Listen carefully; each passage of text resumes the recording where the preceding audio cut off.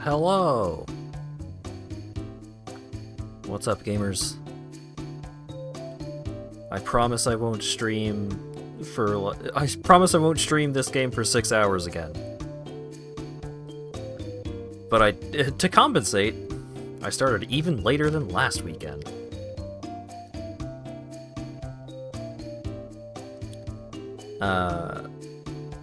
But yeah, I've been playing not a lot other than Monster Train 2. Steam says I have 60 hours in it, which is not entirely accurate to how much time I've actually spent playing the game, since I've left it just open while doing other things for many hours, but I probably played it for at least 35, and so I've played a lot of it.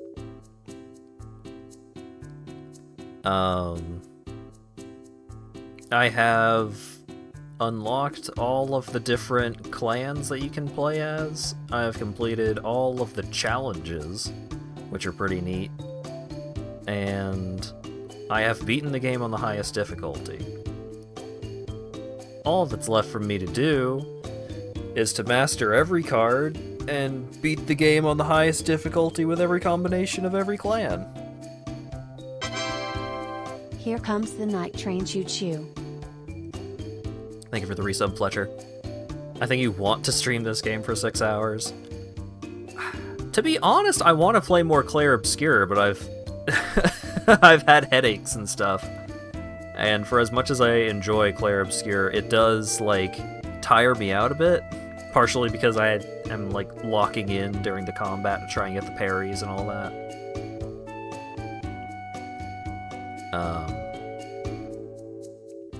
But yeah. Probably going to play some Clair Obscur over the next few days now that I am less dying.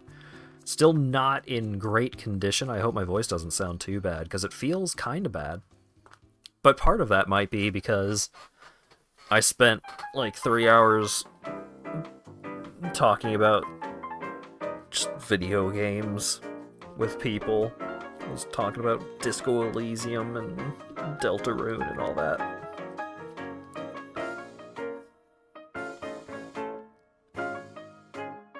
Sounds about normal. Well, that's good. Sound delightful. Well, let's not get too ahead of ourselves. But yeah, I can go ahead and switch on over. Hopefully the music isn't too loud.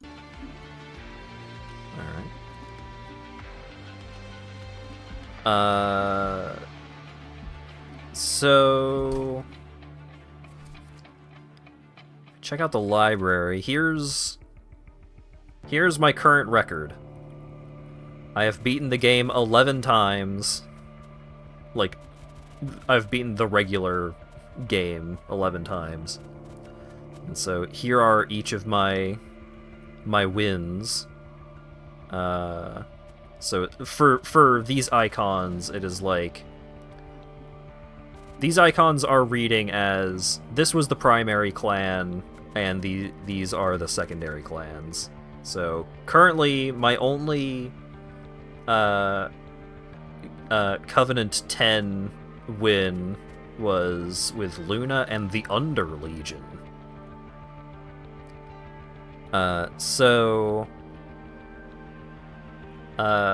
We saw Banished, Pyreborn, and Luna during last stream, where it's Banished has angels, and they equipment and stacking valor and moving entities back and forth. Pyreborn likes having a lot of money and loot and stacking pyre gel, which makes enemies take more damage. Luna Coven likes spell slinging, likes casting spells that do lots of damage. Under Legion is really cool. I think Under Legion is one of the strongest of all of the different clans. They make a stack of guys, so they only take up one creature slot, but you can have 100 guys in one guy. They also have poison, and they can increase the stacks of effects on things, which is very, very strong. Do you think there's a golden ending to this game? I don't know. I have unlocked, like, the bonus boss to, like, get the true ending to the game. I haven't done that yet. The Lazarus League likes when it likes when things explode when they die. That can either be the enemy's things or your things. Which is a neat mechanic. They also like reviving dudes. And these are all of the clans from Monster Train 1. And they kind of have similar game plans to the Monster Train 2 equivalents. Like, Stygian Guard does a bunch of spell stuff. Hellhorn just has guys that get strong. Umbra can have some little guys. Melting likes when things die and come back. So currently, I have made a couple of attempts at winning with Luna and Stygian, and I'm going to try that right now. Oh yeah, I also, because I completed all of the challenges, some of them much more difficult than others, this is probably one of the most difficult challenges, because it's at Covenant 6, which is kind of tough on its own.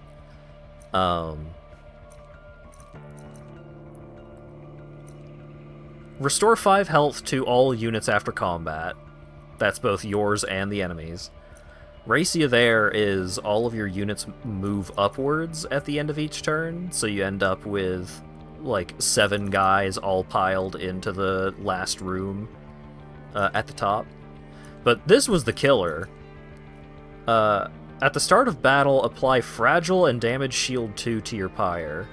So your Pyre dies in one hit, and you get 2 instances of damage shield, so your Pyre can take 2 hits before it dies. The problem being is that there are a lot of things that will incidentally just deal like a little bit of damage to your Pyre. So this challenge was pretty brutal. There's one version of one of the bosses that is basically just insta-lose, where the boss will deal damage to your Pyre if he ends a fight with no enemies in the room. So basically you need to be able to pile up enough dudes into any rooms that he chooses to show up in. Because you can't just leave your dudes there, because they will all just scoot towards the... They all just scoot towards the top constantly. So, yeah, this one took me a good couple of tries. But I unlocked some cool cosmetic stuff. I got a rock and roll train.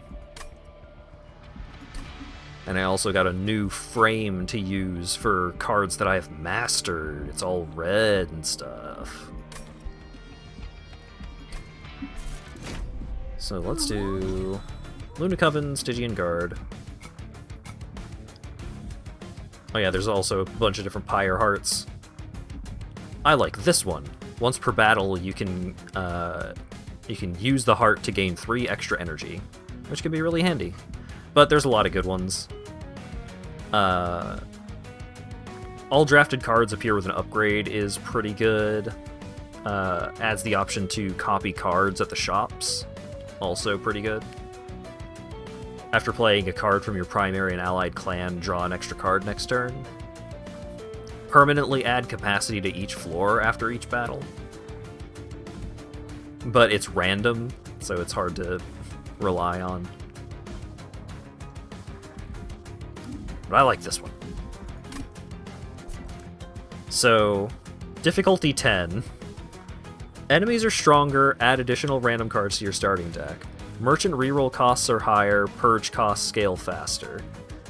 Add 2 Vengeful Shards to the starting deck, and those are cards that you cannot remove from the deck that cost 1 energy to play. And if you play them, they go into your discard. They don't even, like, go away.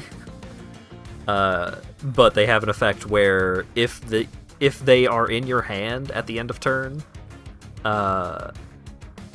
you take 1 damage to your Pyre, which was really brutal with the challenge where your Pyre can only take 3 hits, because those are in your deck in that challenge. Battles have additional enemies, bosses have increased attack and health, and non-flying bosses, so the non-major bosses, have an additional mechanic.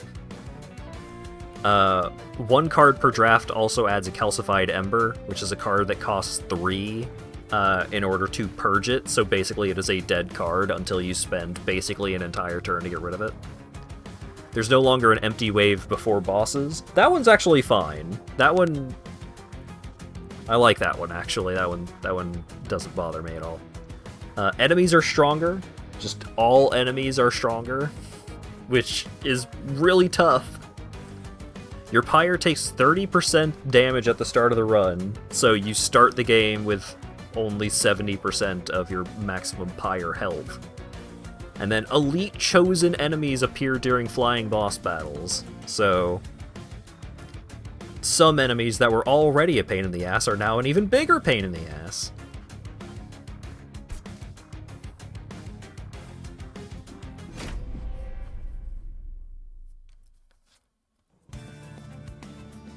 Alright, so what are we starting with? Nightingale. Stealth 2. Not a target in combat, decreases every turn. Has multi-strike during New Moon. Okay. Deal 3 damage, apply Frostbite 8, which deals 1 damage per stack at the end of turn and decreases every turn. That's pretty good. I like Flash Freeze. Celestial Storm, also pretty good. Little expensive for early fights, but... deal 10 damage to all enemy units, and during the full moon, it's attuned. So it is 5 times... It is several times more effective at scaling off of things that increase your spell damage. And that came up a lot during one of the runs that I won last stream of this game.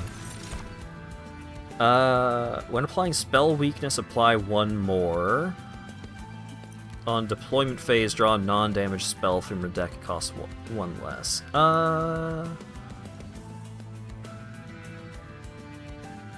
We can try and make spell weakness work. There's not a ton of sources of spell weakness, but neither of those artifacts were amazing. Ooh, this sucks. Neither of these options are the option that I want. Which is getting a shitload of extra spell power.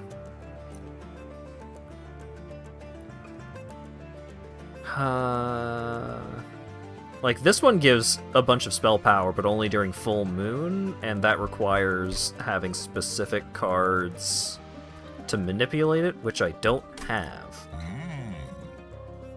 Starting off weak. Alright. Moon cycle. So every turn, allied units will get +1 +1 attack, +1 health. And I can theoretically do that more often if I get cards that do that. Maybe I should have chosen the other option, but... draw 1 less each turn, gain $75. If I don't win this, the run is probably a non-starter anyways. So we'll roll with it and see how it goes. I think I want the beefy boy here.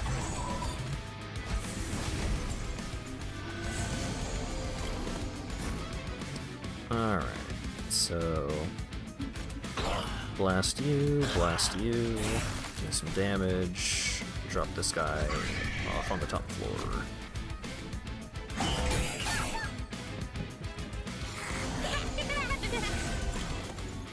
Alright, so we're gonna blast that guy. That's nice.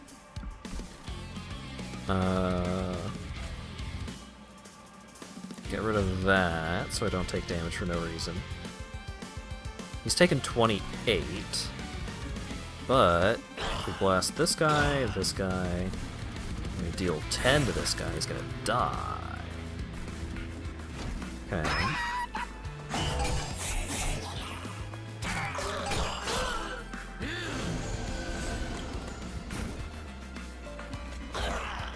Just blast them all. Oh, I should have healed my guy with those other 2 spells.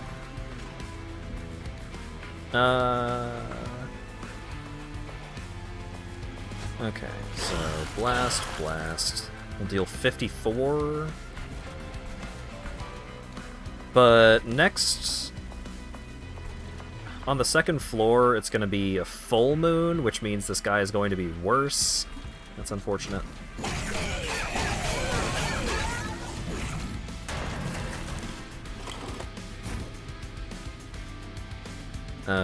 Well, here I can use this to gain a little extra energy. So I can use this to deal a whole 10 damage, because I have no spell power, so the attuned effect does not do anything extra.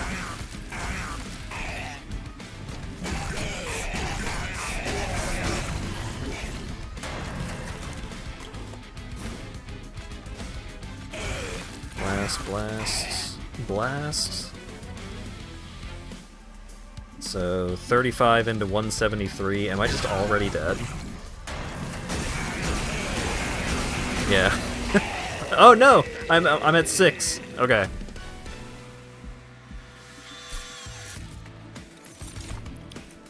Everything's fine. Alright.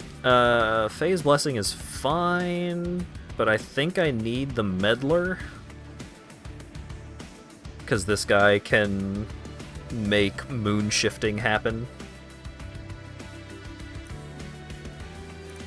Which I kinda need. I don't love having some cards that want me to be on full moon and one card that wants me to be on new moon. But get that guy. Hey, Mollusk Mage. Conduit 10. Love that. Then we've got draw 1, discard 1, which is okay. Especially if you have cards like this one. So, 3 energy for Crypt Builder. Retreat the front enemy unit and deal 80 damage. And it has attuned, so magic power is more effective, but it also has Offering, which you play it for free if you discard it somehow. So these two synergize pretty well, but I want the funny little squid. Or the mollusk, as it were. Let's go this way. Well, Spell Slam! Apply Spell Weakness 2 to enemy units, so that's all enemy units?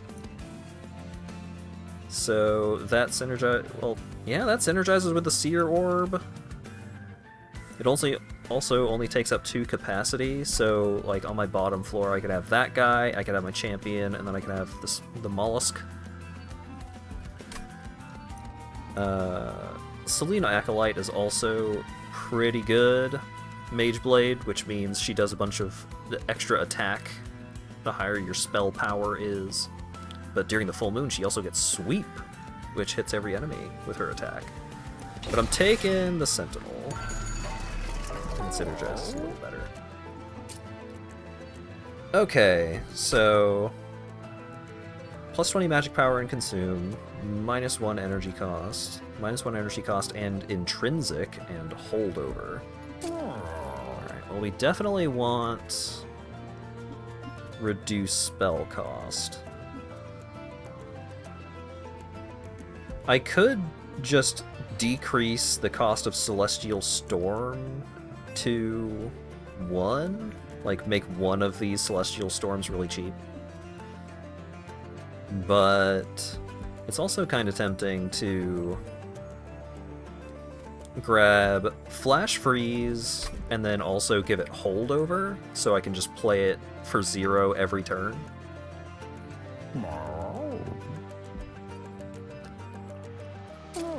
That sounds pretty hot. I'm gonna do that. Because Flash Freeze can hit any enemy, and it starts off dealing 3, so it's a little better immediately, but also it applies Frostbite 8. Some damage over time could be really nice. So we'll do that. Give it Holdover. And I have exactly enough money to also get Seek Stone on something.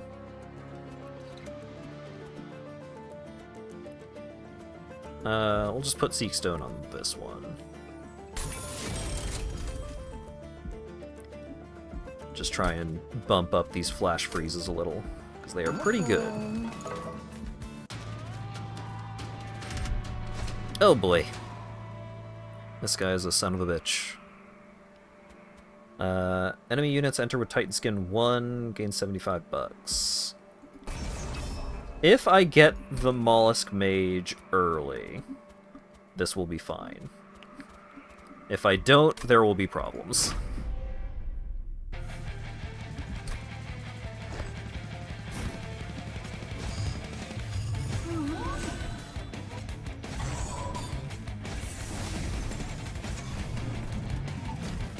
So let's bring out the boys. No Mollusk. Unfortunate.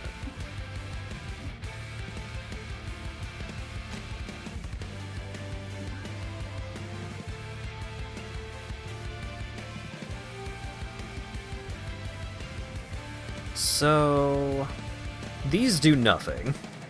Without any spell power, these do nothing. Because what spell weakness does is the next time a unit is hit by a damage spell or ability, it takes that much damage again for each stack. Which means if an enemy takes 0 from a spell, it will then take 0 twice more.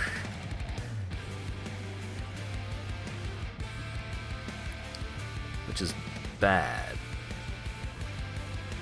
It's kind of tempting to try and just immediately blast these guys with, like, blast them with Celestial Storm, but I'm gonna try this. Blast this guy a little,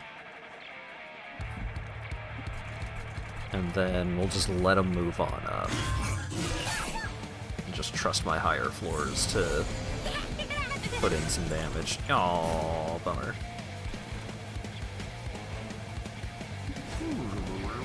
Alright, so now even the Witch Weaves do decent damage. But I don't have a lot of great choices for what spells I'm doing damage with here.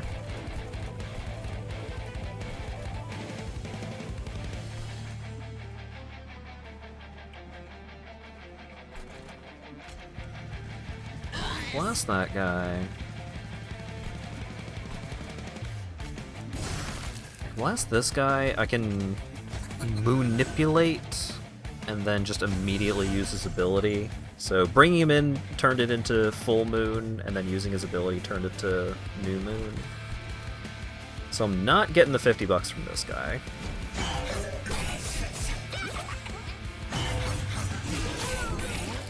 But I do need to deal damage, because I only have 6 pyre health.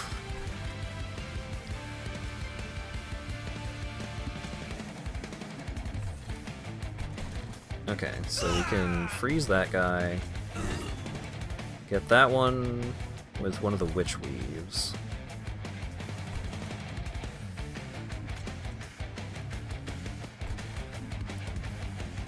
So that'll deal 10.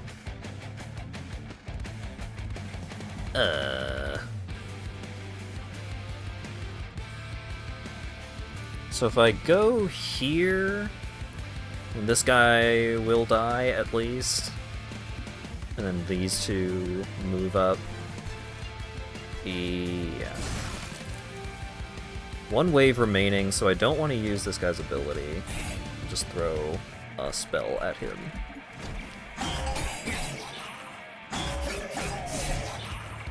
Don't love losing that unit here.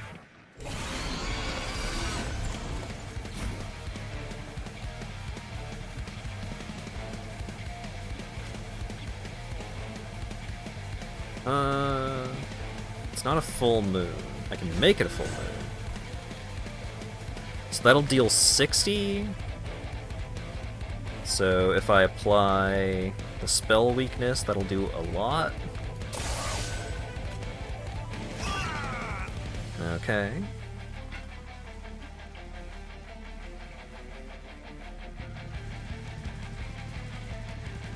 So going all in on blasting this guy, that might still be the best option here.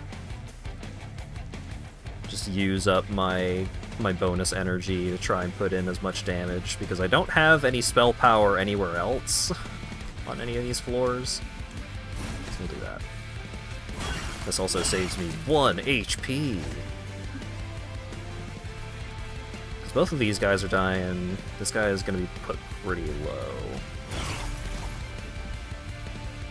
And this guy is... Oh, okay. Yeah, we're gonna win. Because this guy is being brought to very low health. And then I have 2 more floors to actually kill him.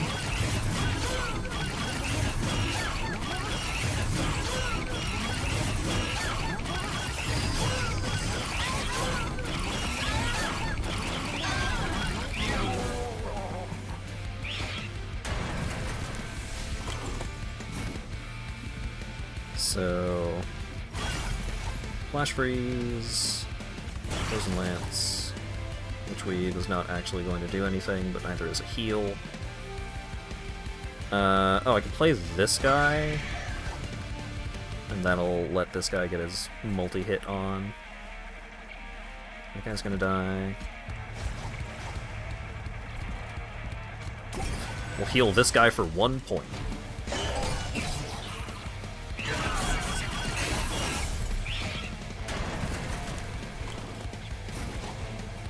Alright, so Flash Freeze, Frozen Lance. Ooh, it's a new moon now. Okay. Hooray!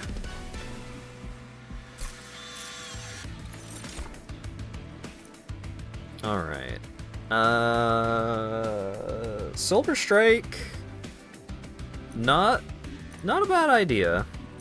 25 damage to the front enemy unit, which, don't love that I can't, like, target with it, but Full Moon deal damage twice instead. I want to be messing around with the moons anyways. Fey Blessing, heal 5, healing over max health applies armor. That's pretty good. Bloody Moon, also quite good. It costs 2 energy, but if you kill something with the 25 damage it does, then you gain 2 energy back.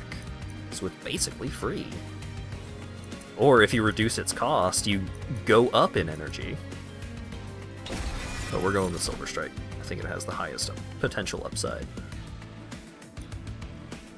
Energy Siphon. 0 cost spell. Apply spell weakness 2 to an enemy unit. That seems pretty good. Because Titan's Gratitude is also solid. It's attuned, so extra spell power benefits, but also deal 35 to the front enemy unit and discard a card at random. So it's a pretty good blasting spell, but discarding a card at random can be a pretty big downside. Especially since I don't already have any payoffs for discarding cards. But I have the relic for more spell weakness. The downside here is that I'm getting the Calcified Ember if I take Energy Siphon, but I still think Energy Siphon is better than those other 2 cards. I could go heal my Pyre a little bit, but I think the potential upside of new unit shop and random event is worth it. Oh shit, the Gorgon! Oh shit! Sweep, apply spell weakness. The Gorgon is a straight up more powerful card. So whenever you cast a spell, he gains another stack of multi-strike, but he loses all of his status effects at the end of every turn. So if you cast a bunch of spells in one turn, this guy will hit your enemy over and over and over. But this thing sweeps, so it hits every enemy when it attacks, and when it hits the enemies, it applies spell weakness to them. So if I were to use this one, then I would like set up my spell power, my things that have spell power up on the second floor. So like bottom floor, I hit them all, give them spell weakness, and then once they move up a floor, then I blast them. Which...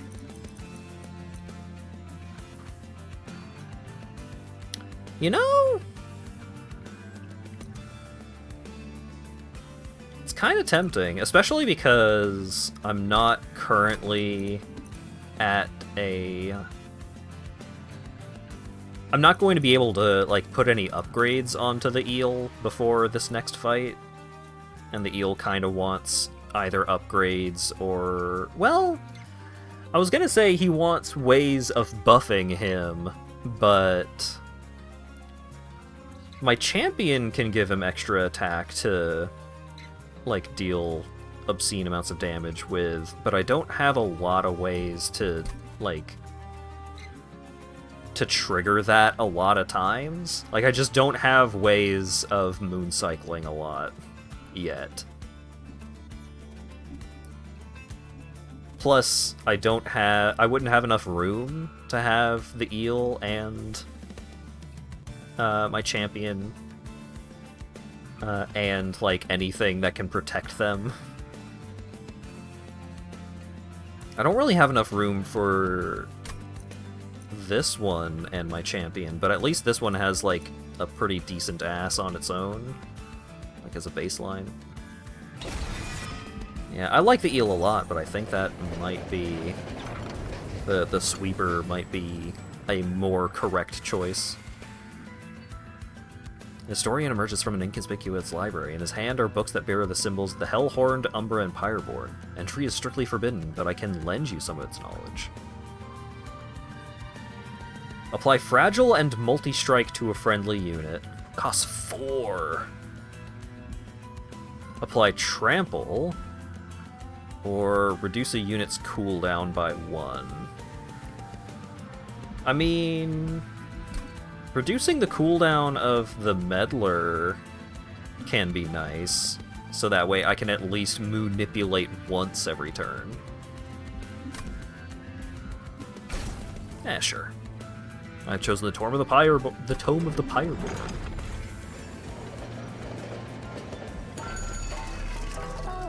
Alright. Reduce spell cost.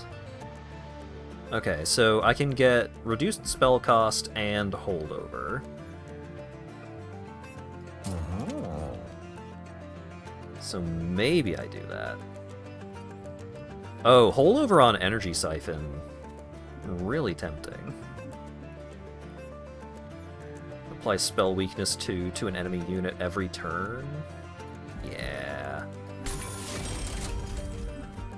Now, do I want to reduce spell cost, or do I want to upgrade with some extra power? I think I want to make Silver Strike cost 0.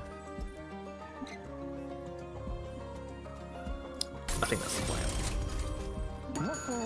Down to exactly $0.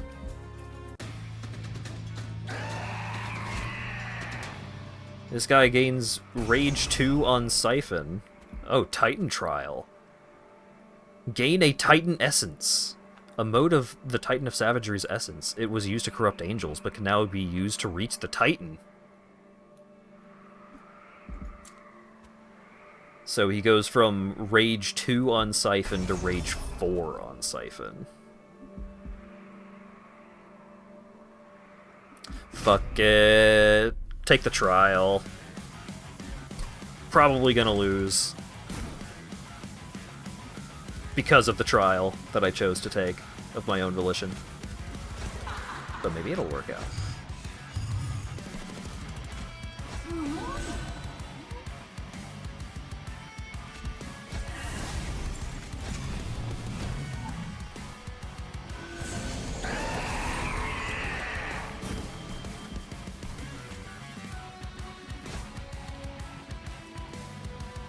Alright.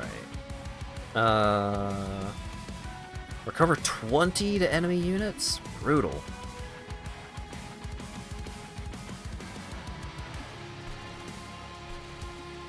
Red guy is cool. Yeah, the scion of savagery.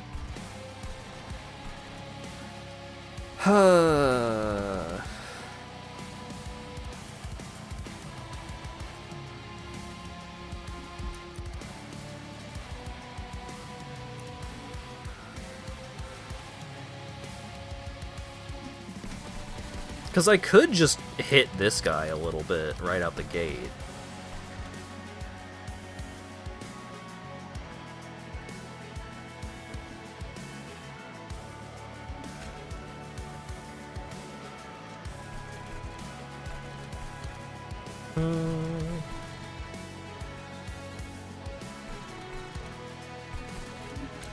Yeah, let's give this guy some frostbite at least.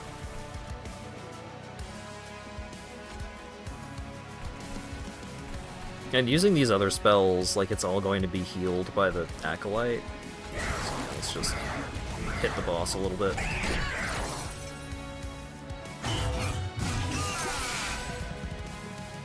Because now they have spell weakness, so now I can blast them.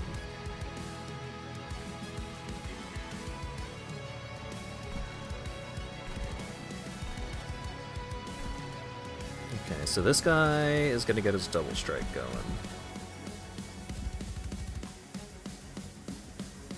I didn't draw any of my spells that deal actual damage, and I didn't draw the mollusk.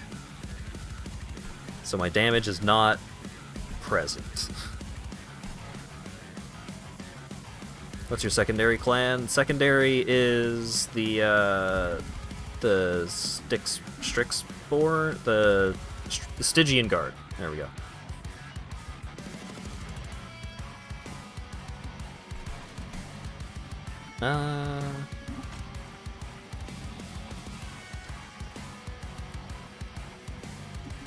This is bad. Not drawing my mollusk here. Like, not drawing the mollusk, the Celestial Storm, or any of the Frozen Lances. Pretty brutal.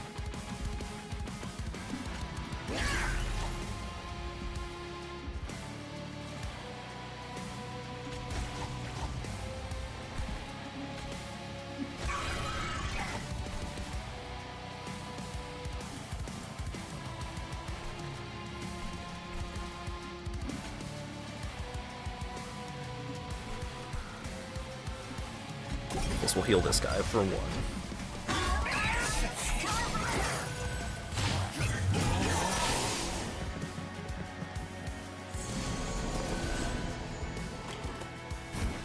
Alright, what do we got? So many fireworks going off outside for no reason.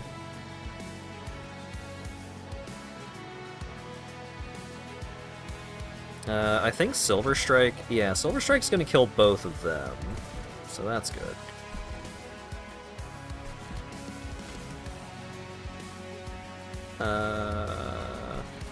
I could put the Mollusk Mage down here, but I think it's more correct to put the Mollusk Mage here and try and just deal as much damage once they've gotten hit with spell weakness as I can manage. put you up here, give you some more frostbite. And then also hit you with the spell weakness. So then up here, we kill those two, hit this guy for a lot. Okay. Oh, I could have done spell weakness off of this guy's ability as well.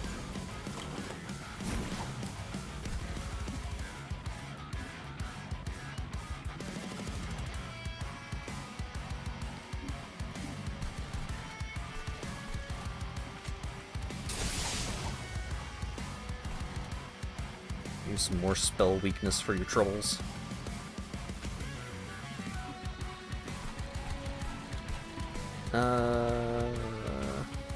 Alright, let's use your ability just to heal you up here.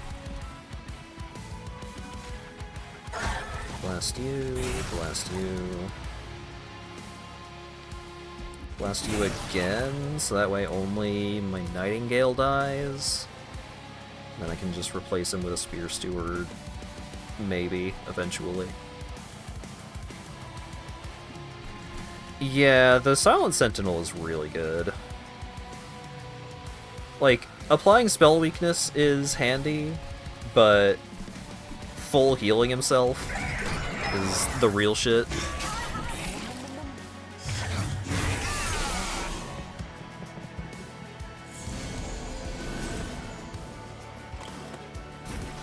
Okay, so he's here. I can't actually reach him with any of my spells that deal a lot of damage, so maybe I just give him more spell weakness and then hope... Yeah, and then I'm gonna draw Celestial Storm next turn.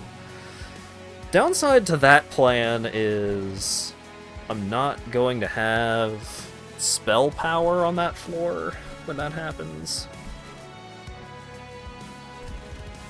But I will have another use of the spell weakness thing. Because, like, I could... Well... If I hit him with it now... Then he's gonna get hit for 13 8 times.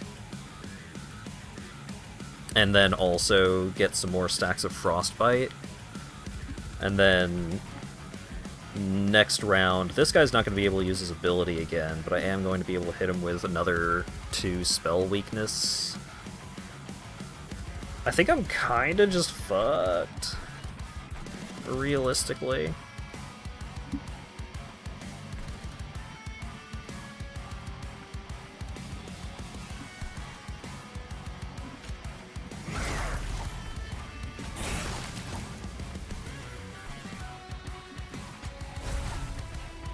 Reduce that guy's cooldown, but that doesn't reduce his current cooldown.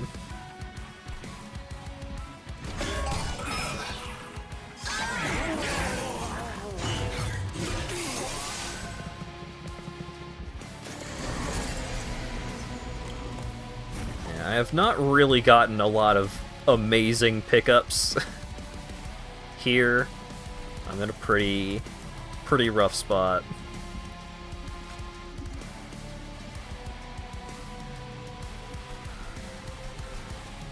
Especially because these guys are just going to blow up my pyre if I don't spend a bunch of resources on them instead.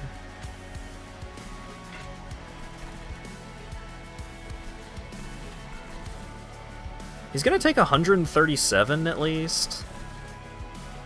So that's not nothing. Put this guy here.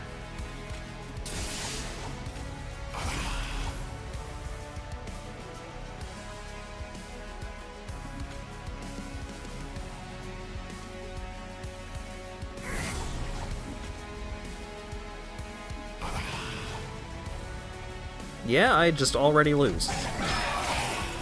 Because that guy moves up, deals 11 to my remaining 6 health.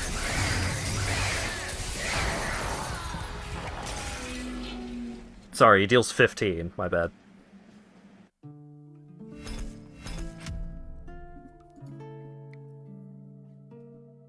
Alright. Let's try that again. Let's try that again, except let's get a version of the champion that does a fucking thing at all, instead of the version of the champion that did nothing. Alright, Starstruck is pretty good. Crypt Builder is a build around.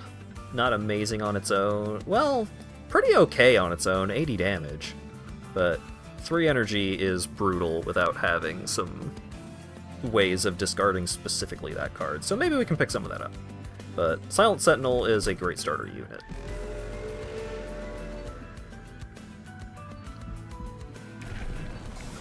Hey! Conduit 6, Incant, gain Conduit 1. Love that.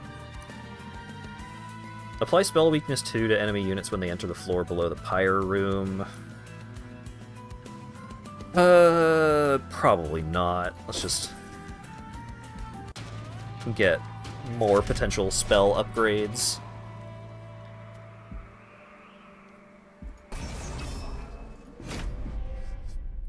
Titan Skin 1, not a big problem when I have spell power.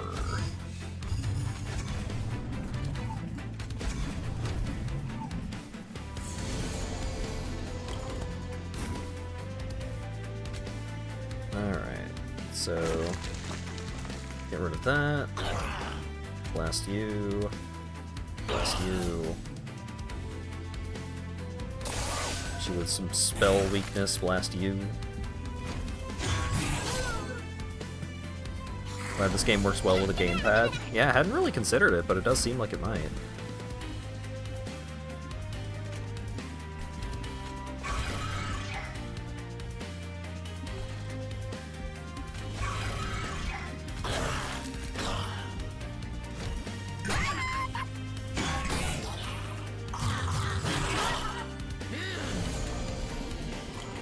Okay.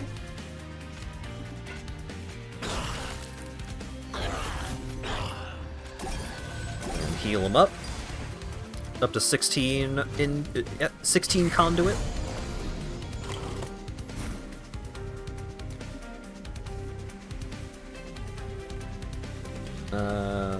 That's awkward, but I can just take that 1 damage, that's fine.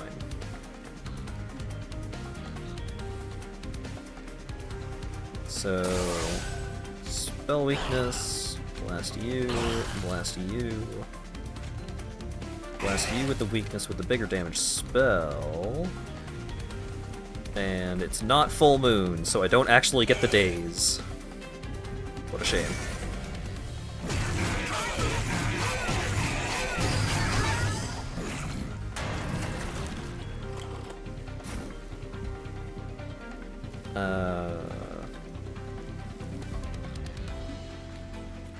Sure. Blast him with the Crypt Builder, daze him, just hit him with everything.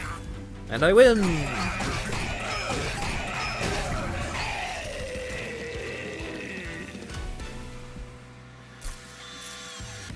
Took 1 damage. Moon Pixie? Love that. Yeah. Ooh. It's tempting to go for the offering token, so that way I can draw and discard my Crypt Builders, and then I can just, like, try and build around offering cards. It seems fun. It doesn't seem like the most consistent, but it seems like it could be fun.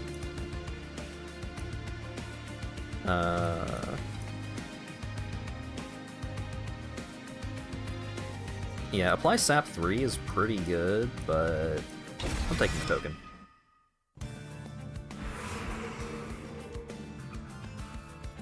Alright, let's go for spell upgrades.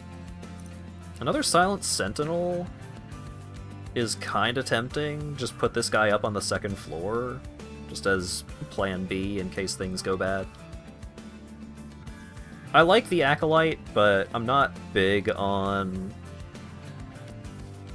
things that require specific moon phases. when I am not, like, specifically building around that. Because, like, Starstruck is fine even if you don't get the days. Yeah, let's just have another big boy. Remove consume. Hate to see this showing up when I don't have any consume effects yet. Alright. Let's do... Spell power on a Witch Weave, and cost reduction on one of the Starstrucks. Luna seems to be a lot of people's least favorite clan. I can see how a lot of people wouldn't like them because they can be a little feast or famine.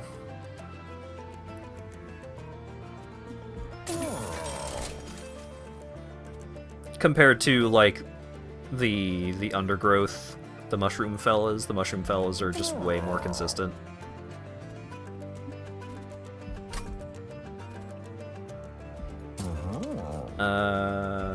Sure. Let's get consume on one of these frozen lances. Yeah, I've dealt over 1,000 damage with one spell. It's pretty funny.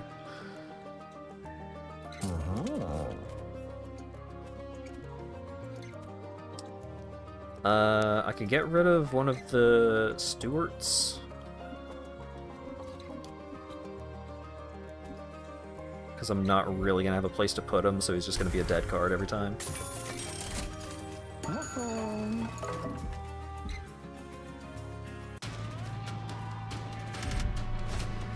Spikes Man! Okay. I can probably do this.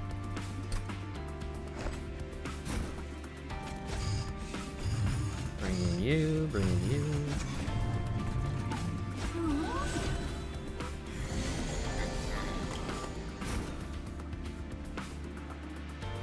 Alright. Currently a full moon, so do I want to hit the guy in front? I probably just want to kill these two. I'm gonna hit this guy a little bit.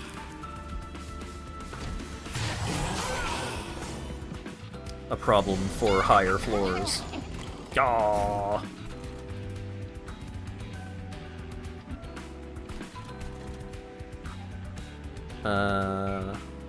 So I could just kill that guy, blast this guy with one of the Witch Weaves, and then kill this guy with the other Witch Weave.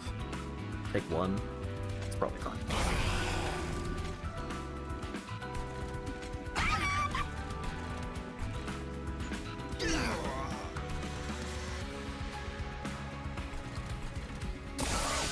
Let's hit this guy with spell weakness, just in case. Yeah, Eka is one of my favorite looking champions. She's very cool. Okay, this guy's dying anyways, so I don't need to spend a spell on him. So let's do... Blast, blast, blast.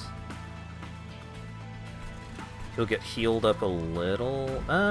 Maybe I should just use the Starstruck on her. One wave remaining.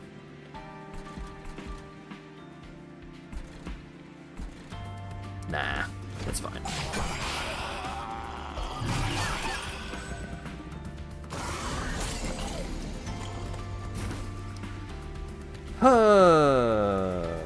Moon Pixie showing up right at the end here. Oh, I could draw into a Crypt Builder here. That'd be huge. And I did not.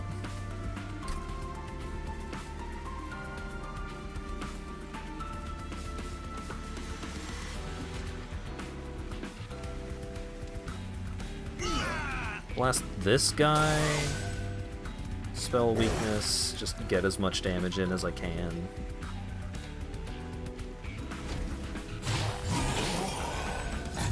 I might have gotten more damage in if I killed the healer. Oh wait, no, she only heals at the end of combat, so I definitely got more damage in that way.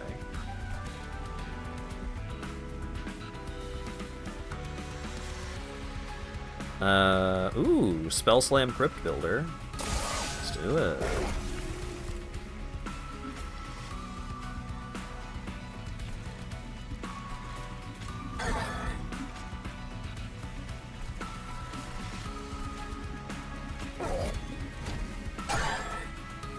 Alright. It's all just a question of how much damage is my pyre taking. Hopefully not a lot. Oh shit! Stuart showing back up? So, 22. So that'll bring him below 70. So he's getting 2 hits in. But the spikes... Oofa doofa. 22 health on the pyre. That's okay.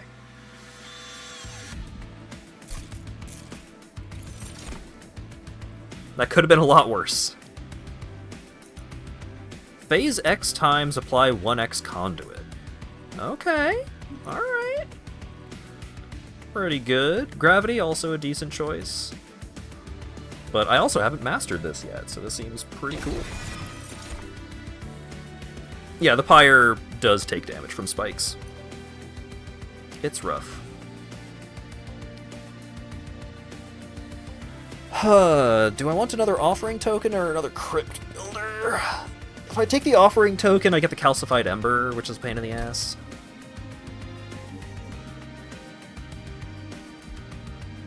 But, I mean, a good draw with the offering token could give me a turn where I can afford to just pay off the calcified ember with the energy. Yeah, let's do that. Because there's not a ton of cards that let you selectively discard. There's a bunch that randomly discard. Not a ton that let you pick. Sweep, apply Frostbite. That's not bad. Siren of the Sea, I'm actually pretty into. Because Siren of the Sea can be my frontliner, because she gets big off of spellcasting. So she starts off smaller, so a bad first turn could have her dead, but she also puts out a lot more damage.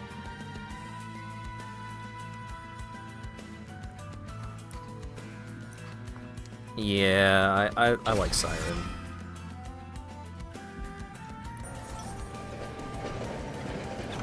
Event by Richard Garfield. Ooh boy!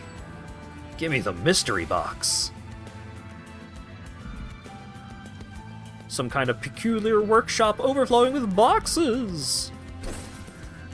You always gotta get the mystery box, it could be anything.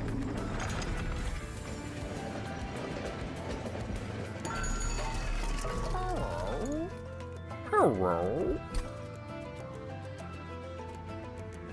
Spell Chain.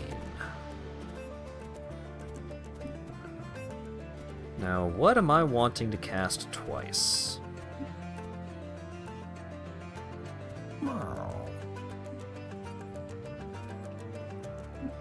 Zero cost Starstruck, pretty good. 11 damage Witchweave, pretty good.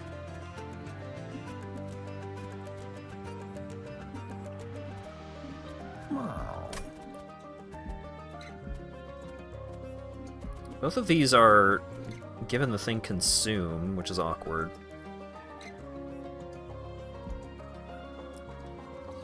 Put 3 garbage cards into a gift and then throw it in the black hole. Yeah? It's not a bad plan.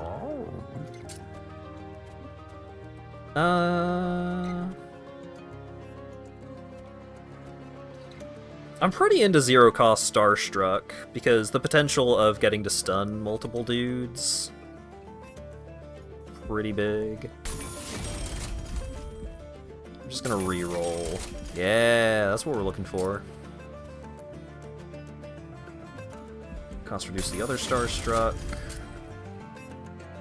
And let's boost the damage of the Starstruck with Spell Chain. $5 remaining. If you have no units on the floor, he deals damage to the pyre. And the Titan challenge says he gets +5 attack. Yep. Sure, why not?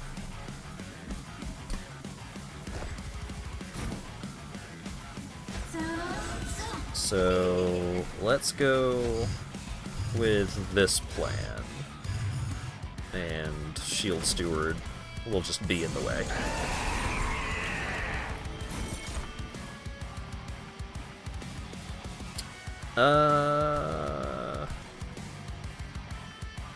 It is full moon, so I could stun him. Okay, let's spell slam. No, let's clear out this floor. Oh, I can clear these two out and then also get rid of the Ember. Seems pretty good.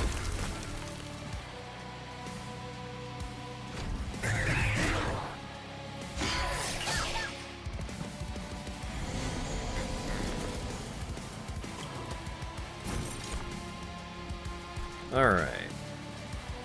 Oh, this is a bonus pixie. That's not the pixie from my deck. That's bonus.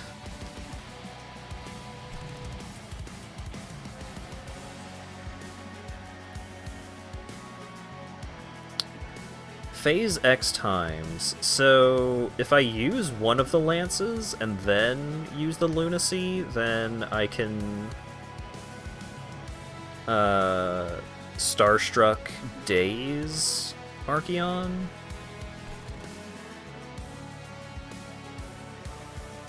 That's pretty tempting. I'll take 1 damage, and I can blast one of these two with the copied Starstruck. Okay, so let's do this. Apply 1 conduit to you. And then let's spell slam. Blast you.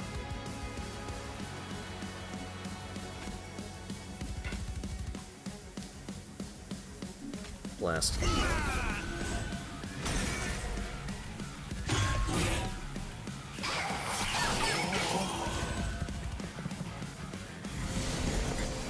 Oh boy.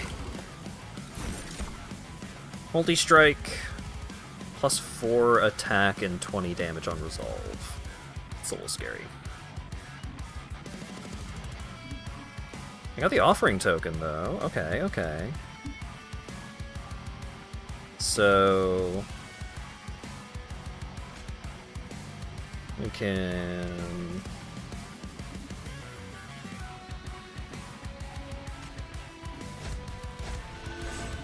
discard the Crypt Builder.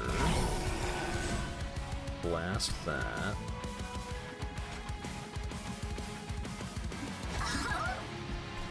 Don't actually need the extra energy from Moonrise, but let's do it just for an extra spell.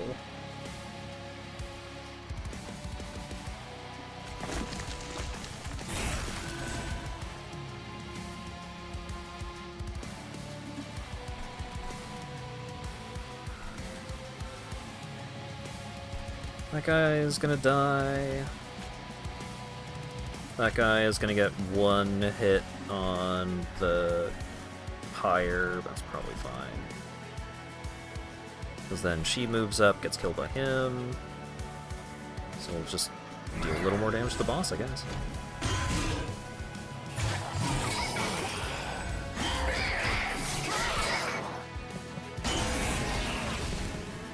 The clang of enemies hitting your pyre.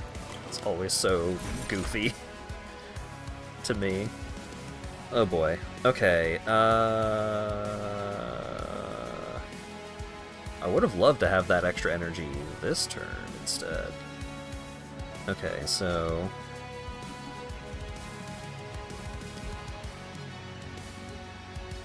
don't love my guy getting blasted here, so if we spell slam and then just don't hit him to not waste it. Well, I could Witch Weave and then draw discard Crypt Builder So that won't go to waste, it'll still be a big chunk of damage. And then I can Celestial Storm down here.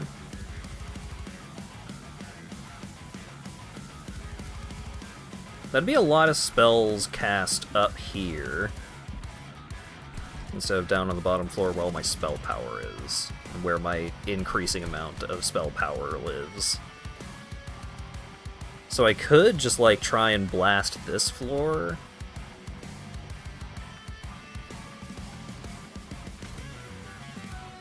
That's not a bad idea, actually. Because we blast, discard the Crypt Builder, kill him, and then heal with the Witch Weave, and then just kill her so that he deals 10. Which isn't a lot, but it's better than nothing. I don't think using up my bonus energy is worth it to play out the Spear Steward. Like, that'd be an extra 14 damage, but...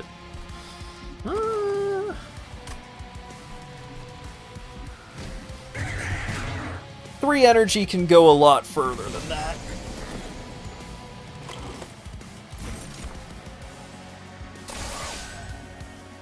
Blast you, heal up. It's the full moon, so this guy gets exploded.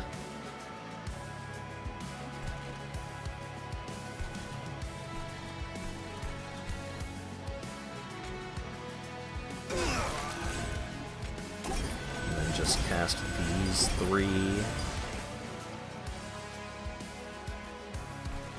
So that's 65 compared to 36. So that'd be 36 2 additional times. Yeah. Because I'm not going to draw back into this Frozen Lance. It's just a question of, do I want to try and use up that spell weakness with the Crypt Builder?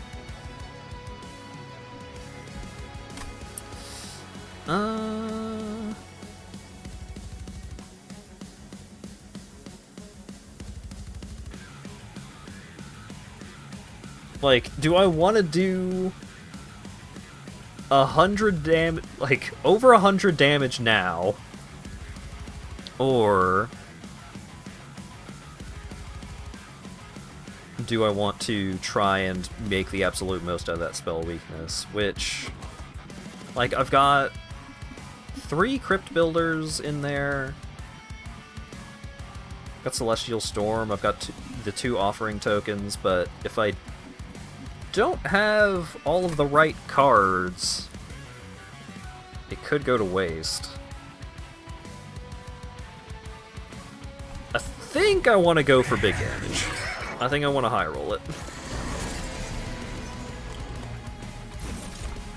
Brutal. You hate to see double Vengeful Shard in this situation.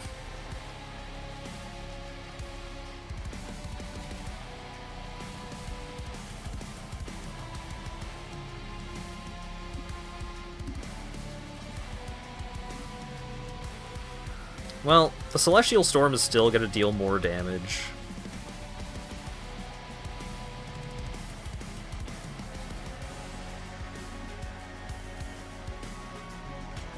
Because I can blast this guy, or I just Celestial Storm, and that kills that guy.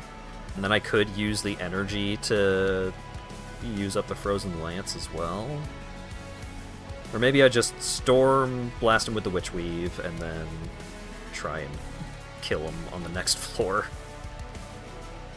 And take 2.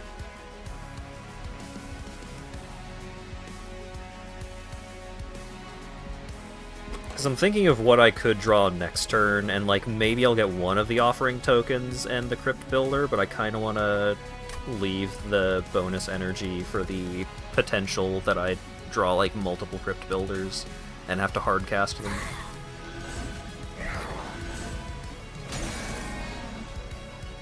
Yeah, the high roll was low.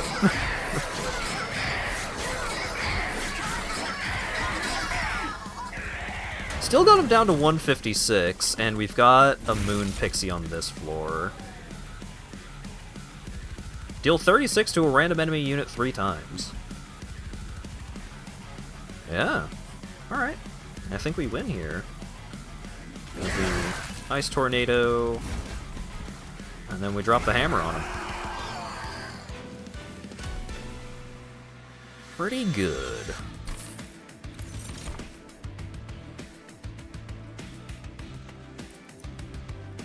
Siren Song, Pyrebound. Ascend enemy units on this floor and apply Daze 3. Right, Pyrebound was a whack-ass mechanic. Can only be played in the Pyre room and the floor below it.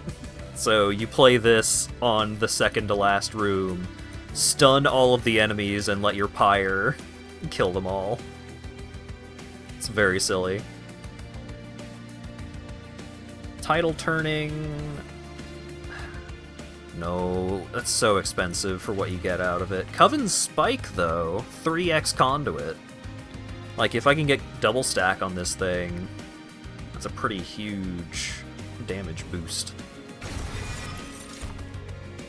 Conduit 5.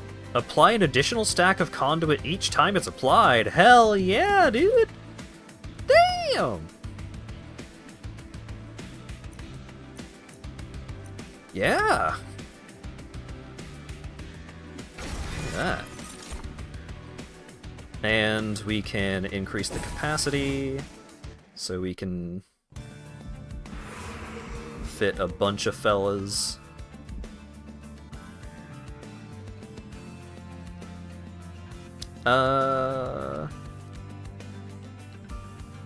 Money, free equipment, unit upgrades. Pyre heal, random event. But I can probably only afford one artifact. Okay, if I go to the unit upgrades, what's the best case scenario out of what I'm buying there? I can maybe reduce the Siren of the Sea to be a little smaller so she can fit behind a Silent Sentinel. She probably doesn't really need it. I could randomly just put Conduit onto something.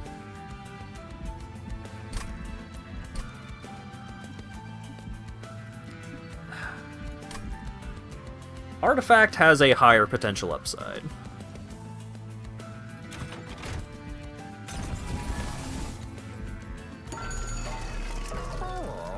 Apply Mute when an enemy enters your train. Love that. Units get an extra upgrade slot. Drawn equipment from your deck reduces cost. Okay. I'm pretty okay with Mute 1. More Conduit, please. And what's the random event?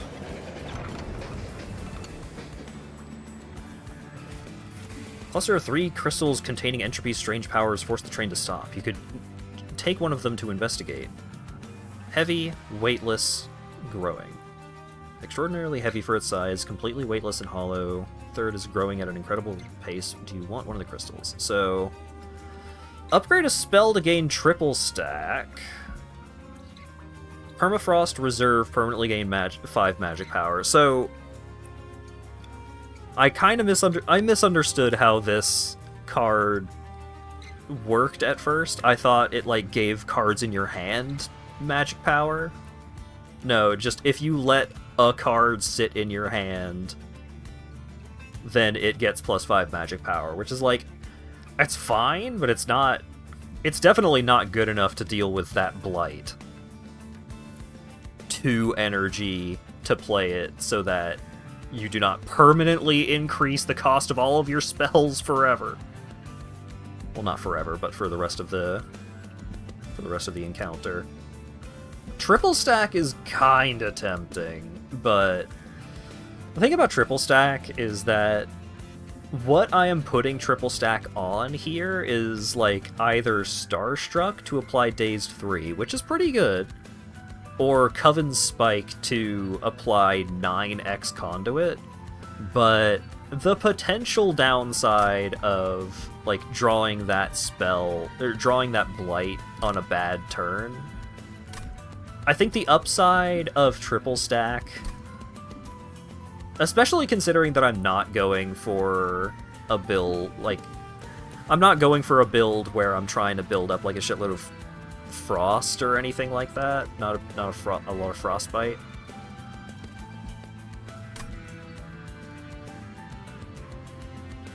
Yeah, it's tempting to go for the triple stack because it's funny, but I think I might only take this if I have the artifact that reduces blights and curses and such to 0 cost.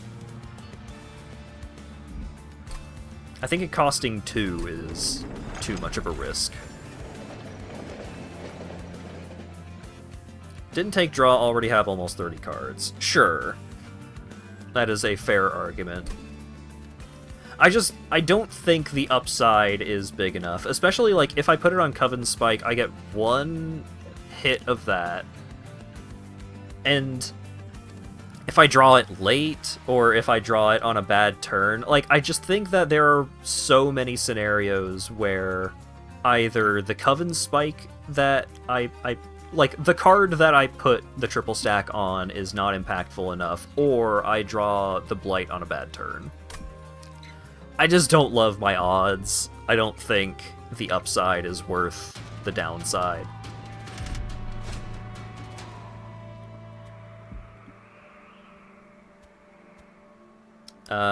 Non-boss enemy units get multi-strike, gain 200 bucks. Oh, it's this one.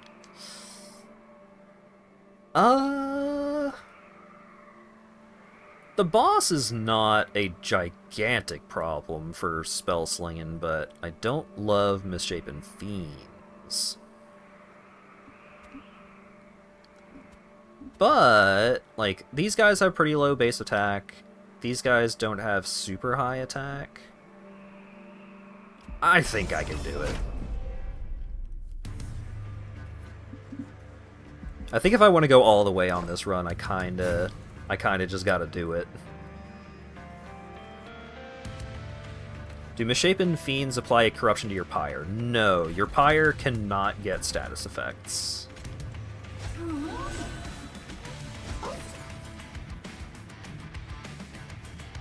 Now, do I want the Siren sitting behind the Sentinel, or do I want the Moon Pixie to also be hanging out behind here?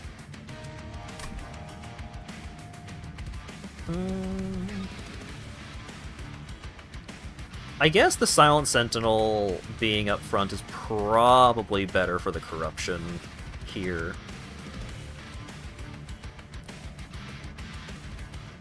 Like, less powerful, but... well...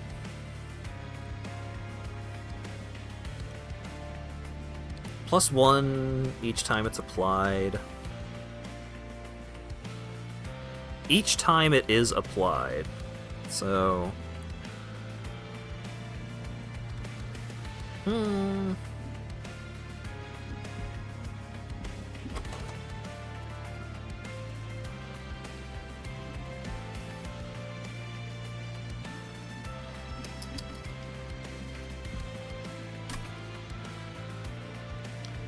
I think it's only applied to the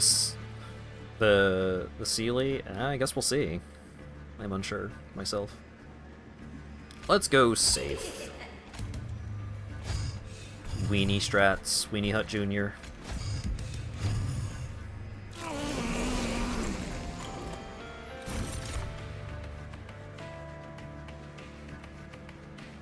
Oh, they're muted. Right, they're muted! These guys are nothing!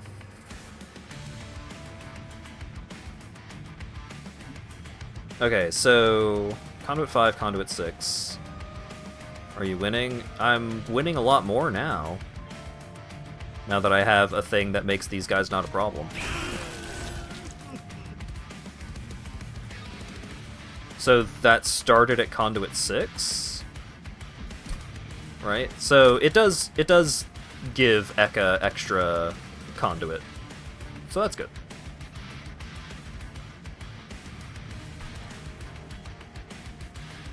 I guess you can live up here.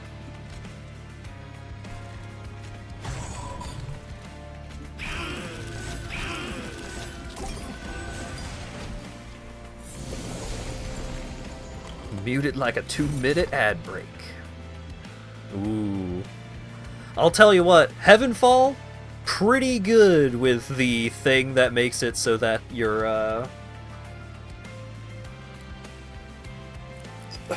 the gauge?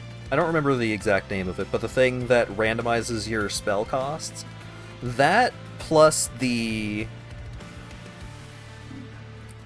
Stygian Guard champion with the variant that reduces all of your attack spell costs. I had that during one run, and so I had 0 cost guaranteed for Heavenfall. Because the cost reduction from the champion applies after the cost randomization of the gauge. So it's like, that's not a 4 cost spell, that's a 0 cost spell. Yeah, the Snecko Eye. The Snecko Eye is so good. Yeah, don't love Coven Spike here. So I kind of just want to blast this man and then blast this man. Which also means I don't get the Moon Pixie. So what I could do is I could use my preservation here, and then Coven's, like, use my reserve, put the Moon Pixie up here, and then Coven Spike for 2, or just hold on to the Pixie, Coven Spike for 3. It's not a bad plan. Volatile Gauge, yeah. Volatile Gauge is nuts.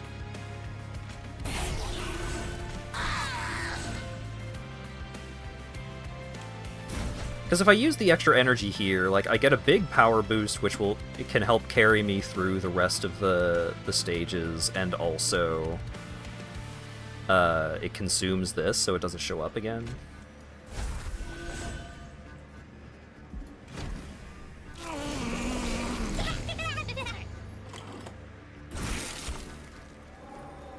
Apply Mute 5 to enemy units, permafrost. Don't mind if I do. Oh, maybe I can, yeah! Discard one of the shards. I ain't paying your taxes. Get out of here. I'll pay that one's taxes, though.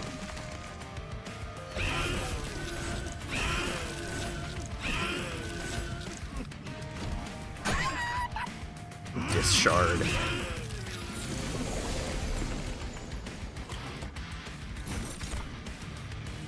Gifts for a guard. Draw 3, apply consume 30 magic power and 0 cost. So I consume one of my crypt builders but get to play it for free. Frozen Lance. But if I draw with the offering token, draw the crypt builder, then I get to play it for free, and it's not consumed, which is maybe an upside? Oh, it costs 0. So yeah, let's... Okay. Failure to high roll. What do I get rid of? Because I kind of still want to gifts for a guard here.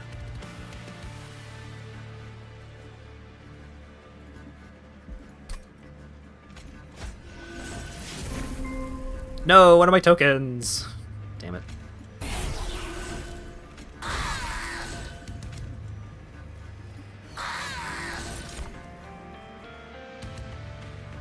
Alright, this doesn't consume. Okay. Oh, dang. Yeah, that's fine.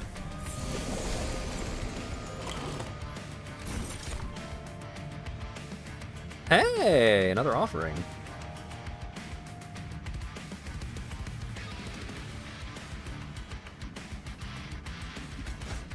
Well, let's draw, discard you, blast you, and then let's just play out these guys, one of these guys, I guess, so they stop showing up. Final Wave. Cuddle Hex. End of turn, apply Frozen to a random card in your hand. Unimpressive. But you cost 0, so we'll just put you up there. Alright. Let's mute you guys forever and ever. Gifts for a guard, I guess? Oh, not too bad. Which of you is dealing the most damage? You. Spell weakness. That.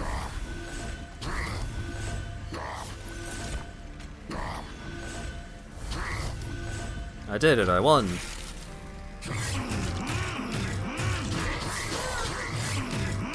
Oh no, my guy!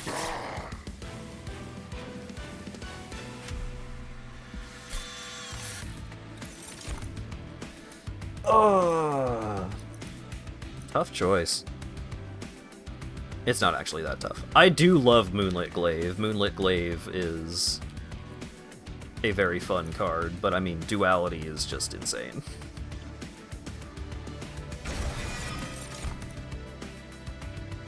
Apply 1 damage to a random enemy unit 5 times.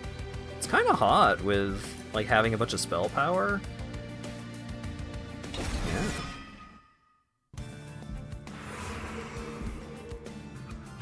Alright, so Luna Coven and Merchant, or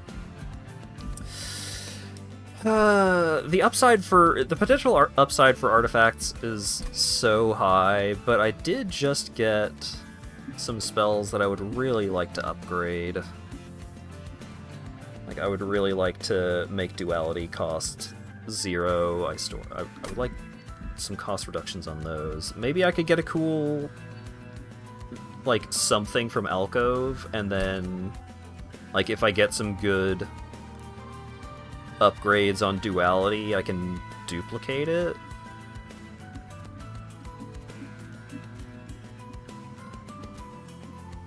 Or, like, I could duplicate the Sealy and just have my champion gain 4 stacks of conduit every spell.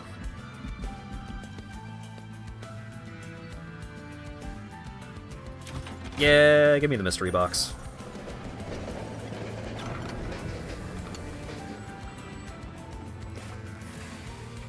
A couple of rail spikes. Draw X, apply -1 cost to those cards. That's pretty sweet. Apply Sap and Frostbite, not bad. Propagate 2, pretty good, but draw X and reduce their cost by 1, because, like, yeah, apply -1 to those cards. So, like, if I don't draw, even if I do draw into the Crypt Builders, and they still cost mana, then I might also draw into an Offering Token, and then I could just play for free. Yeah, that seems pretty good.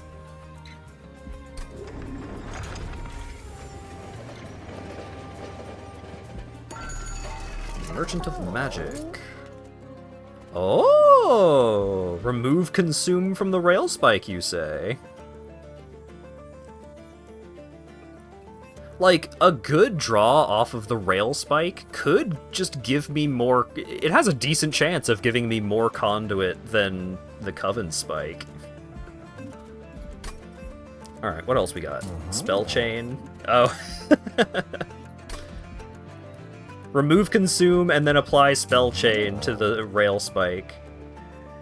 Oh, wait, hold up.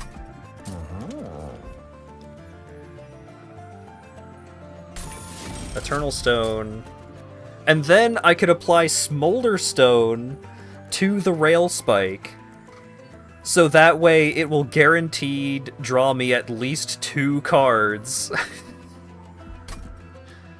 So I spend all of my energy on the first one, and then I get a second one for free, and then I get to just recast it again and just draw an extra 2 cards.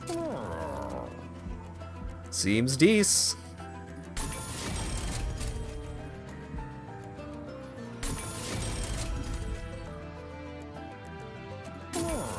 What do we get on the reroll?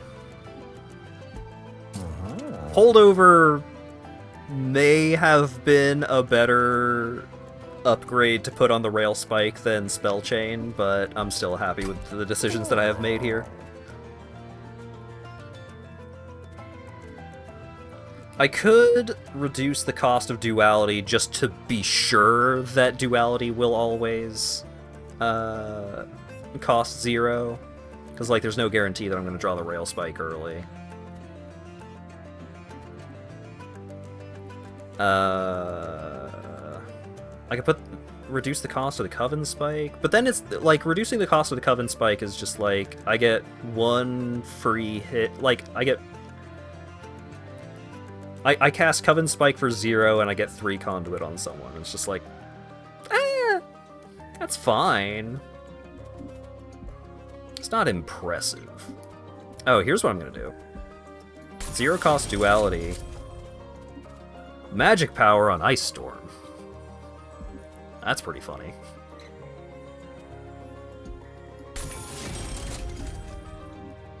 Like, the Magic Power is already not gonna matter that much. Oh, wait. And then I duplicate this fucked up Rail Spike that I have put together.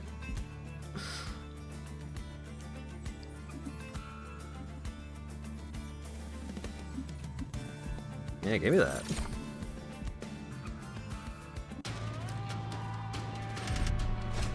This Rail Spike is pretty fucked up, but what if I had 2 of them? The Prayer Stone... yeah, I can work around that.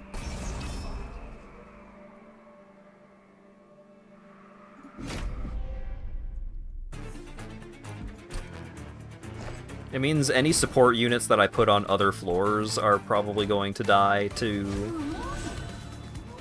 the statues, but that's kinda just fine.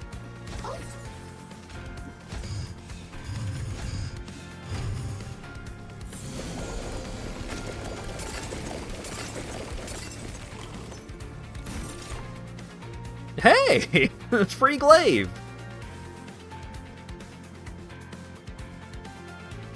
Alright, let's see what we get. I can ditch the lance because it costs energy. I can ditch the lance because it costs energy. Okay, so now I can put the glaive on, like, you.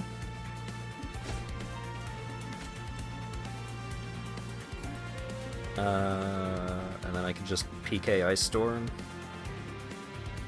See what happens. Pretty good. Pretty good.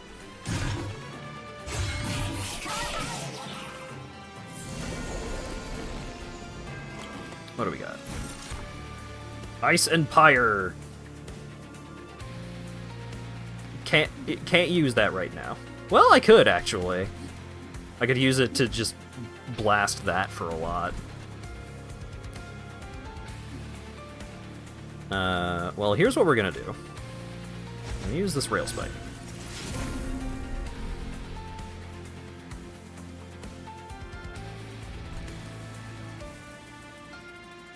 I could just put the Spear Stewards out.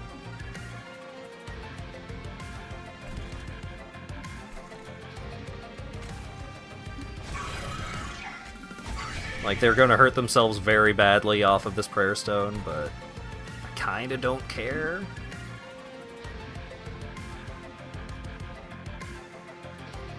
And then we Rail Spike for 0.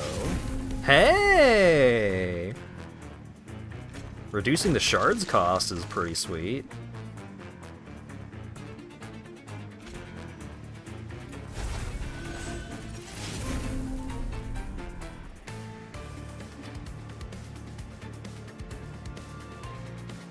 Golly.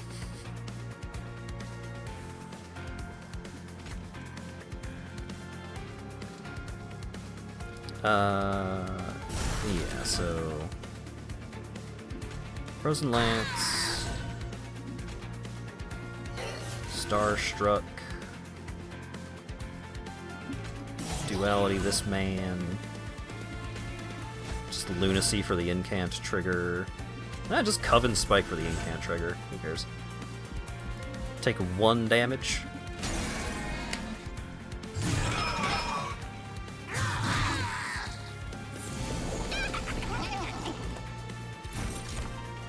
Aww.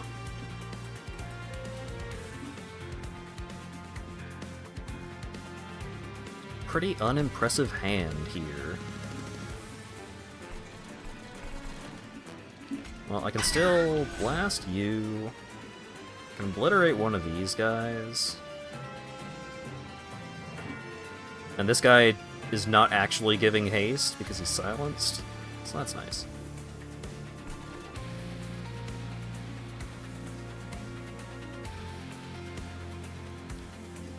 So what I could do is, like, get rid of the prayer stones so that the stewards live, but I just want to kill. Because this guy's also going to die from the Moonlit Glaive. So then I just don't have to worry about this thing because it has 0 attack.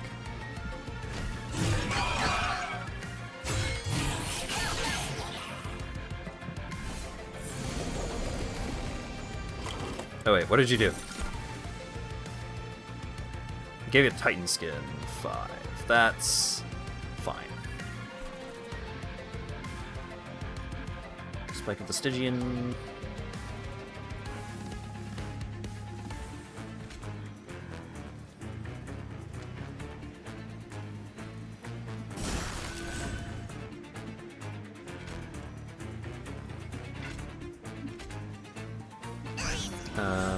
Blast you, blast you, blast you, blast you with a copy.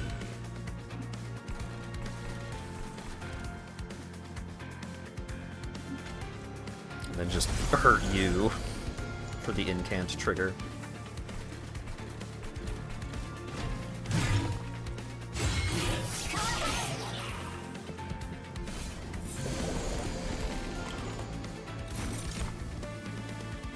Moon Pixie is back.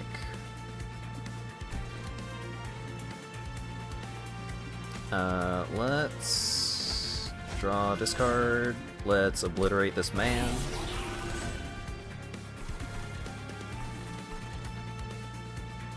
So we can play out the Pixie, get rid of this so the Pixie doesn't kill itself.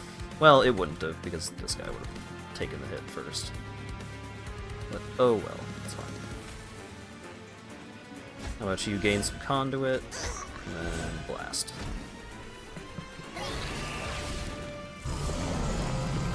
And it's boss time.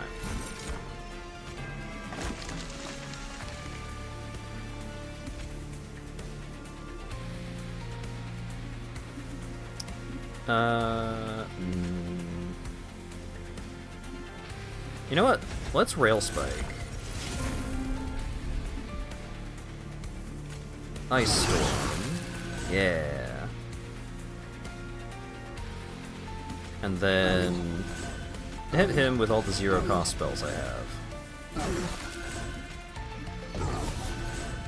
And then get the bonus energy. Rail Spike again.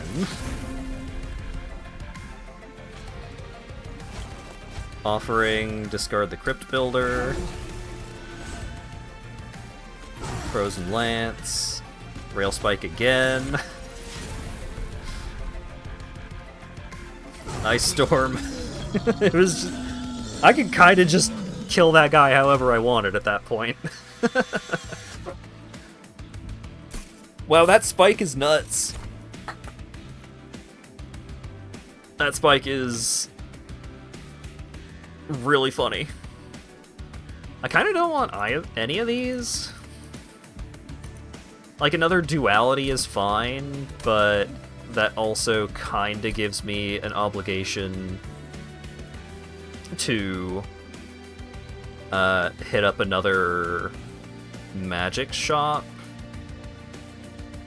Well, you know,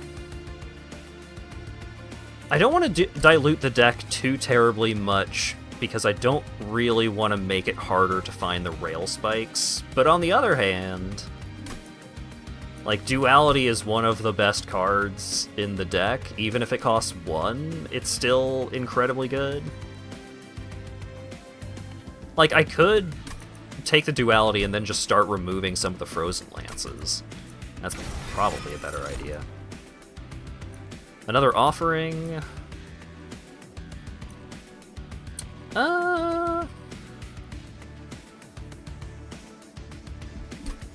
Tempting.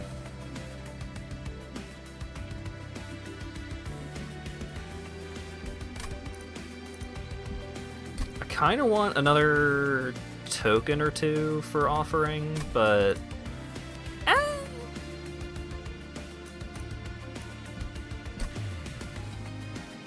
it's a big AoE.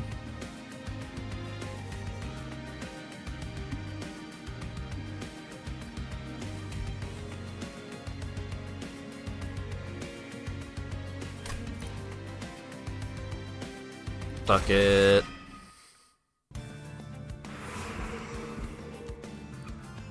So, do I want equipment shop or unit upgrades?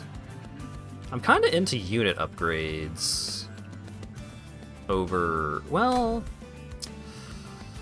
the shop could get... Oh, wait. There's another free card duplication over here. Yes, just go get another spike. Incant gain armor 2. Like that. Just beef up the front line. It's pretty tempting.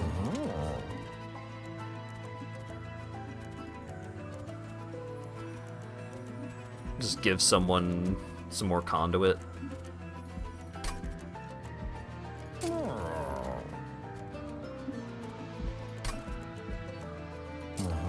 Sure. How about you beefing? You get some extra conduit.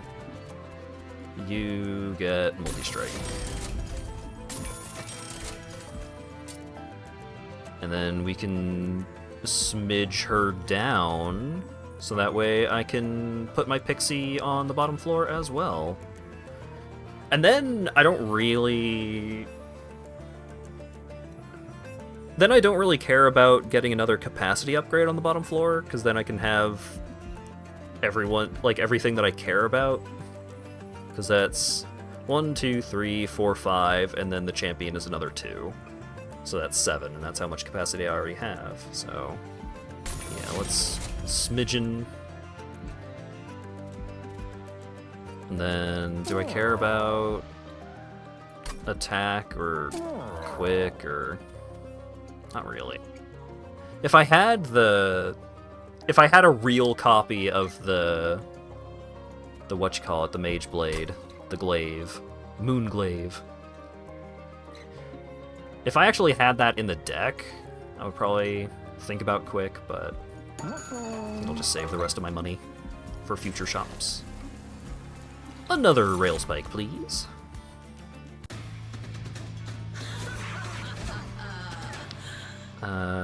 Grant damage shield 1 to enemy units. Damage shield and spell shield to enemy units. That sucks, but that's only when he's hanging out or when his the apple fellas are there. I can do that.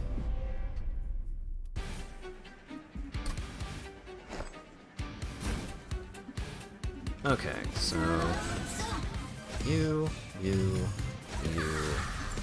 you. Then we just gotta go find the pixie.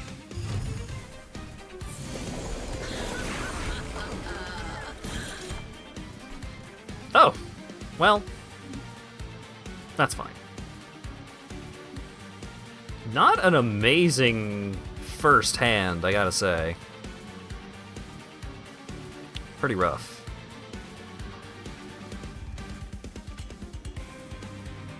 Alright, well, let's put Mage Blade on you.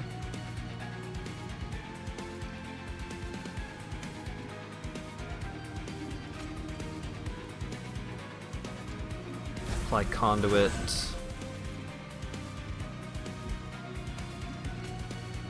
Cast this just for incant. I could just use the energy now for the Titan's Tooth. Oh, dip! Sheep Raid! Howdy, howdy, Umpuko. How's it going? Thank you very much for the raid. Welcome, everybody. I'm playing a card game. I'm using every brain cell I have to offer.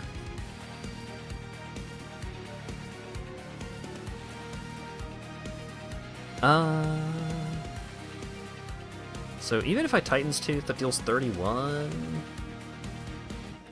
But then I can blast this thing. It's hot. Yeah, the weather has been insane. Best of luck.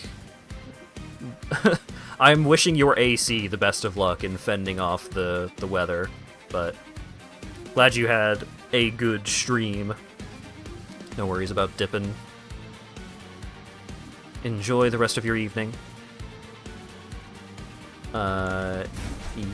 Yeah, oh, wait. Spell Slam. Yeah. Blast this man.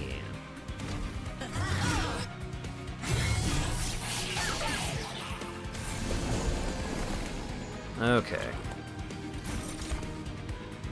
This is not the type of train I want with monsters. Yeah, I have made jokes about trains being run and monsters and etc.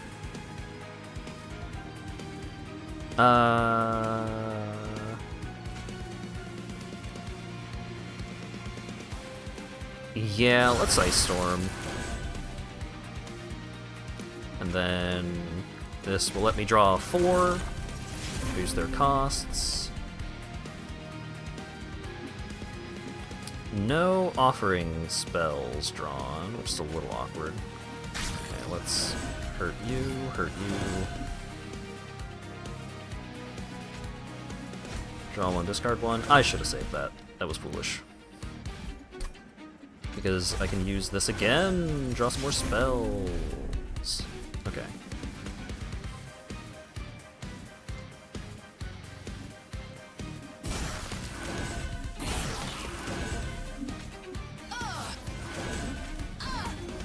Alright. Got a relic that gave all drafted cards 1 random upgrade while using a pyre with the same effect. Yeah, every card being fully upgraded is pretty nutty.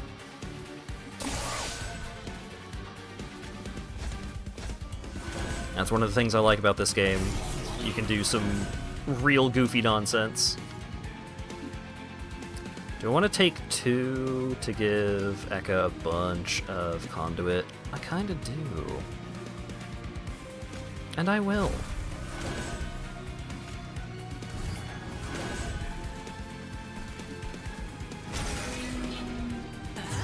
Alright, so we're up to 74 spell power on Eka. It's pretty cool. Both rail spikes. Okay, okay. And we've got a duality while he has spell weakness. Oh, dip, and I can give him some extra spell weakness. Yeah, let's start with that. Woohoo! 1,290 damage. You'll love to see it. Alright, so let's rail spike. Ooh. Hey, my pixie's here. Let's get even more spell power. Let's blast that guy. Let's blast him some more. Let's blast him some more. Oh, I probably just win here, huh? Put Stewie up there. Cast this again. 2 more. Draw 1, discard 1. Get rid of Stewie. And I already won, but let's see how many more spells I can cast. Another duality?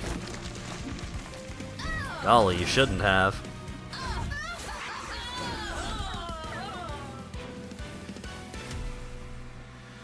Things are going pretty well, getting a 7-turn boss rush on...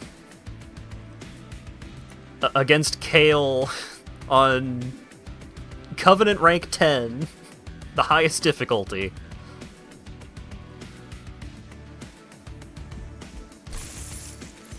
Things are going well.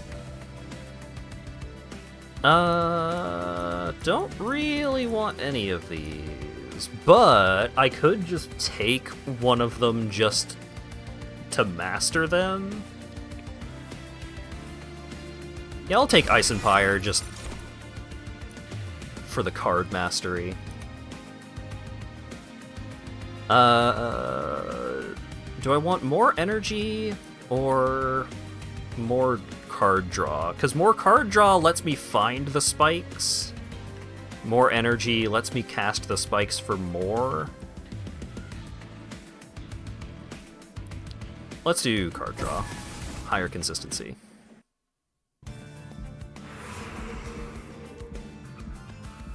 Alright, do I finally want a room? Oh wait, I get a free room over here. So I guess the question is, do I want the mystery box or do I want a unit upgrade shop and some money?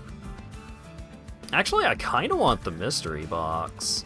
I guess I could use the unit upgrade shop just to, like, remove some of my cards, because my deck is a little overburdened at the moment.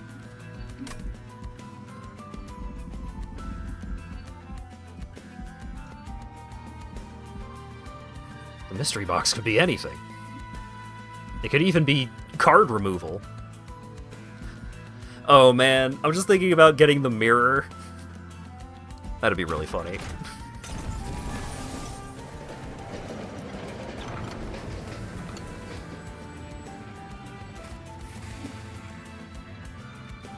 Damn it. I could have taken this and then healed my pyre a little bit. No, that would be a terrible idea anyways.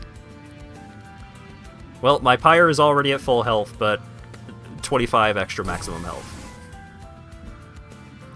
I have no idea what's going on here. Yeah, this is a run-based deck builder with a pretty neat gimmick of, instead of it just being like you against a pile of enemies, you have like 3 different floors of a train. And you get to place units on whatever floors of the train you want. You get to decide what order they're in. And you get to cast some spells to do some stuff, and then once you've spent all of your energy, use energy to place your units or to cast spells. Once you've used all of your energy, then every unit on each floor of the train will take turns hitting each other until every unit has done their thing once. Until the boss shows up. And then every unit that the boss is on will just keep hitting each other until everyone on the opposite side is dead. And that's the general gist of it. But there's a lot of nuance. Like, this, if I discard this card, like, using a specific effect that says discard, like this card, then I get to cast it for free. This lady makes all of my spells do more damage the more spells I cast while I'm on her floor. Bunch of goofy stuff. Well, guaranteed glaive is pretty exciting. then I could just re-roll and see if I could get a cool floor. Or I could just get the Eclipse Chamber just to master it. You master a card if you beat the game with that card in your deck, and then the card gets this cool frame to show off that you have beaten the game with that card.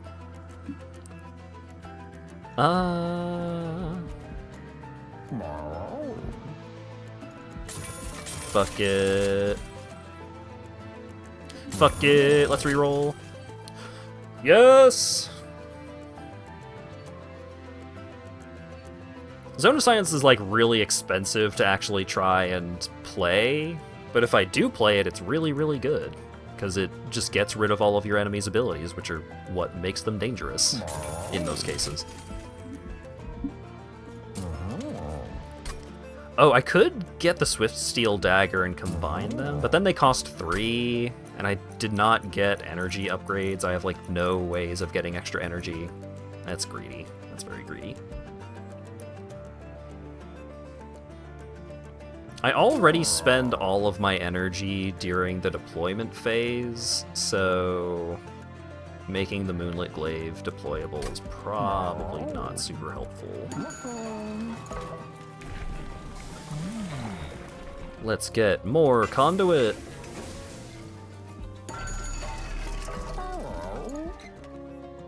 Hello.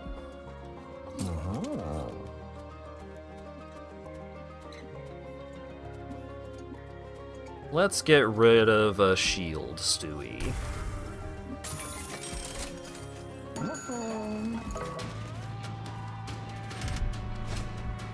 Non-boss enemy units restore 150 health when they move up a floor. Well, God willing, they won't ever do that.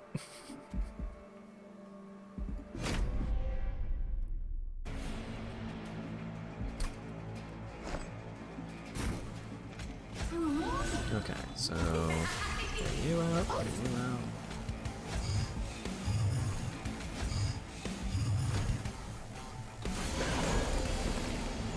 out. Okay. Ooh, love to see the rail spike right away. Oh, actually, Deep Offering is a very funny card to draw here. Because discard your hand, draw 5. So I would discard 3 different cards that I would be able to get to play for free.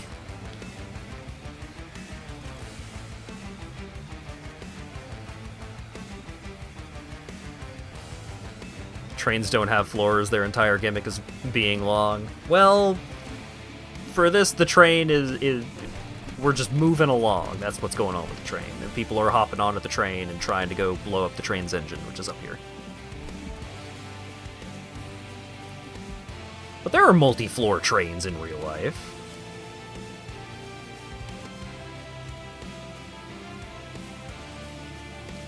Yeah, the problem with drawing the rail spike here is that I would I would draw too many cards.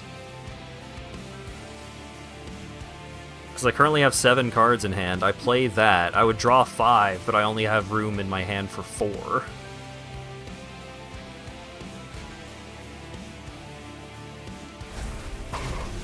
Let's do this. That was pretty funny. I'll discard that because I don't have the energy. And then we'll just play the rest of the spells.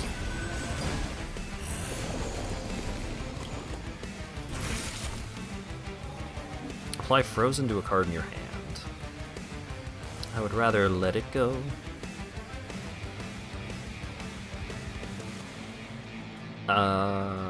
Okay. Let's bring the Pixie out.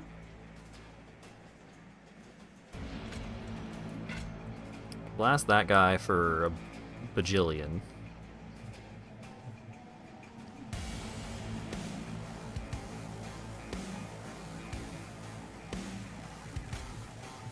Yeah, let's apply Frozen to the spike. I guess, well, you know what? Yeah. Let's undo. Because that's a thing you're allowed to do. Bring the Pixie out.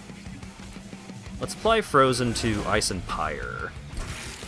So that way, if something goes really badly, and someone actually does get all the way up here, then I will have that card available to play, even though it's probably not going to matter.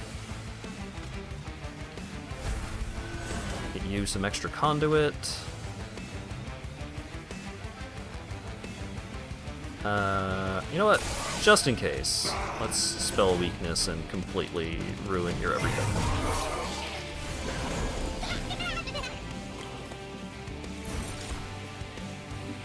I've drawn too many cards. The card draw was a mistake.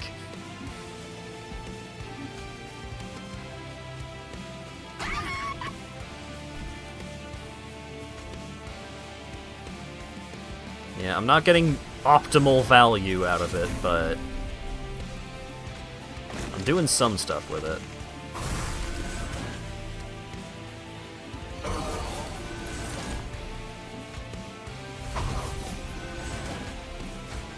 Just cast a bunch of spells to get as many of them out of my hand as I can, and then do it some more.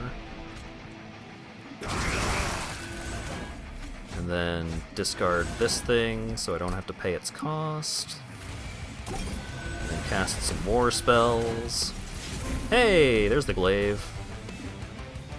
I don't have the juice to play it yet, but maybe I'll draw into it with the next spike. I mean, I could just crack into my extra energy, because I get 3 extra energy once per encounter. But I probably should have discarded Ice and Pyre. Making that card frozen was a terrible mistake. I've been playing this entire battle poorly. Oh! This is not the Moonlit Glaive that's in my deck. This is a bonus. Bonus Glaive.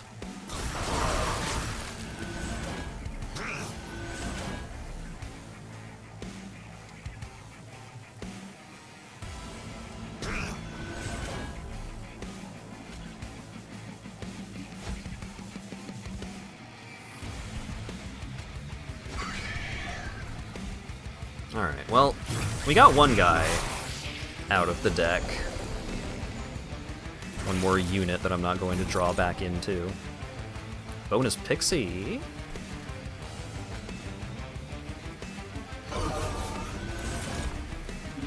I really enjoy all of the enemies being silenced, so that way I don't have to think about... I just don't have to think about my turn, like, at all. I just play the spells that are in my hand and have a great time.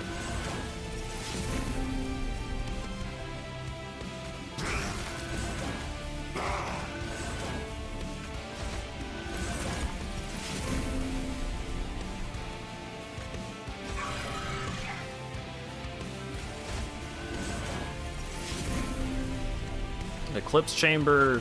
Sure, well, this can be the Eclipse Chamber. And then blast you, and then draw some more cards. And blast you. Fantastic.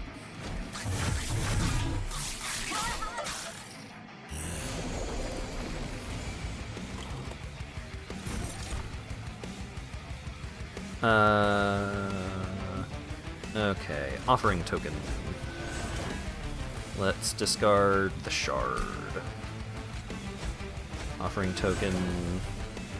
Let's discard Ice and Pyre. Who wants to deal 1,000,000 damage? You probably do. You seem like a unit that loves dealing damage.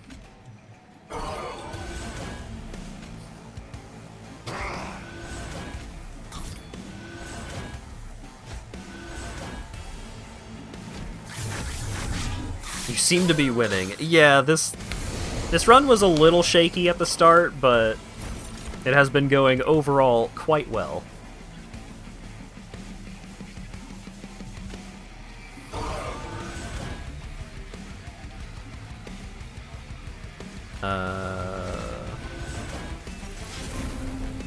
Let's play the spike.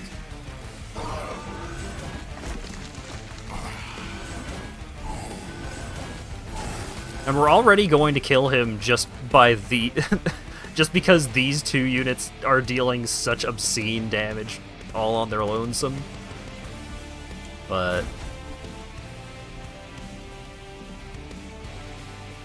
Let's kill him before they even get the chance to hit him.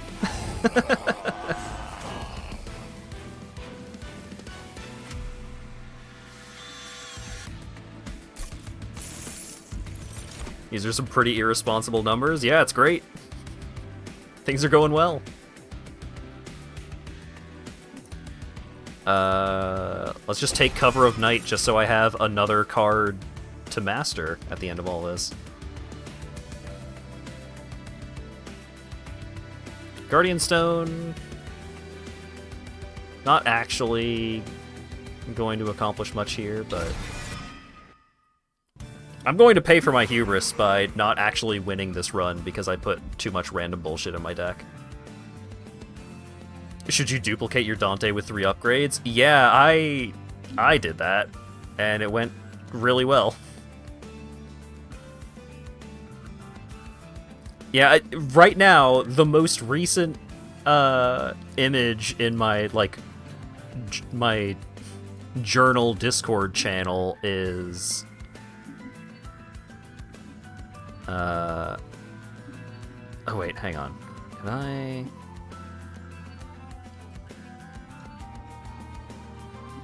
I haven't messed around with this much in a while. Where's studio mode? Okay. Studio mode, and then...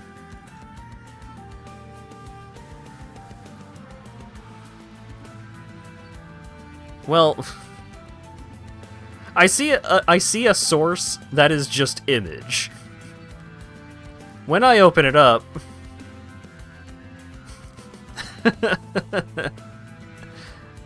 Yeah, dude, that's image. True.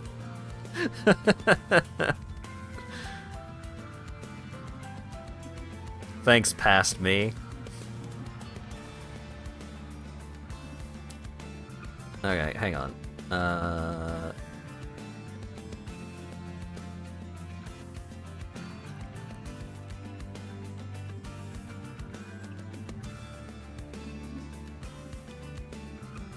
This is so complicated because I don't want to save an image at, like, I don't want to select a name to save the image as. So I'm going through so much effort.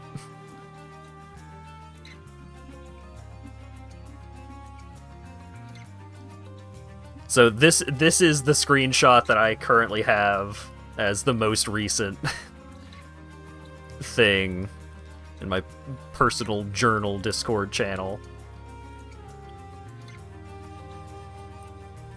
Is it a good thing to deal 132 damage 10 times?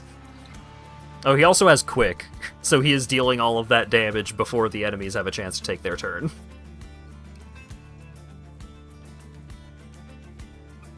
Dante can be pretty good.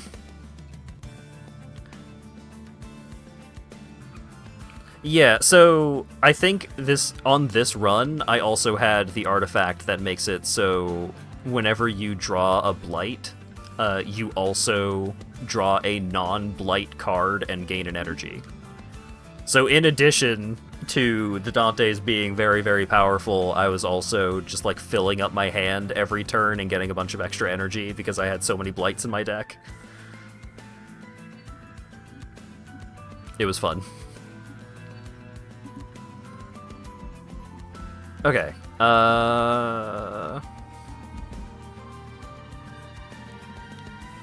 yeah, I mean, get another spike and, remove some of my train stewards.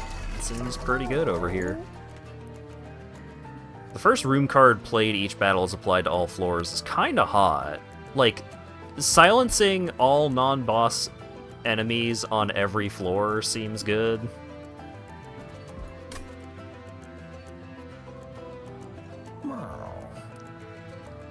No worries, Ed. Have a good one. Yeah, let's do that. And that's exactly what we were looking for! On deployment phase, draw a room card from your deck, reduce its cost to 0. So now the smart thing to do here is to get rid of Eclipse Chamber so that I am guaranteed to draw Zone of Silence. And I might do that. That would be very smart compared to not doing that. Guild Marker in the final shop is not amazing, but yeah. Yeah, let's do that, So I also want to hit up the magic shop. Hello.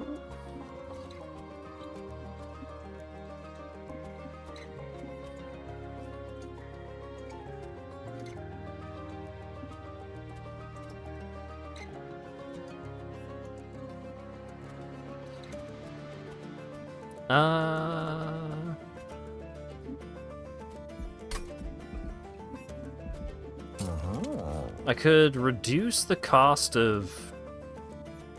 Oh, I could reduce the cost of the Coven Spike and make it intrinsic, so that way... Well, I mean, I could do that, but I don't think guaranteed... I think intrinsic is actually pretty bad for me right now, because guaranteeing that one of my cards in my opening hand will not be a Rail Spike is not great.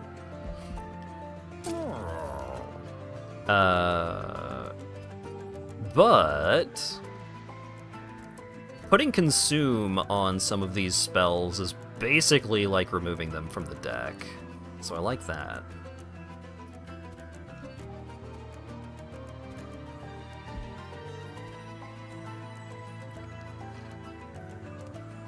Oh, yeah, this is pretty good.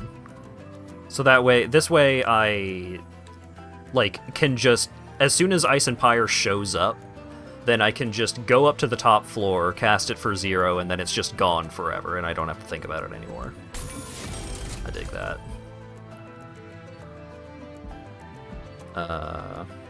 You know what? And I can re-roll. Do that with one of the Frozen Lances as well. So now that's a couple more cards that I don't have to worry about removing from the deck.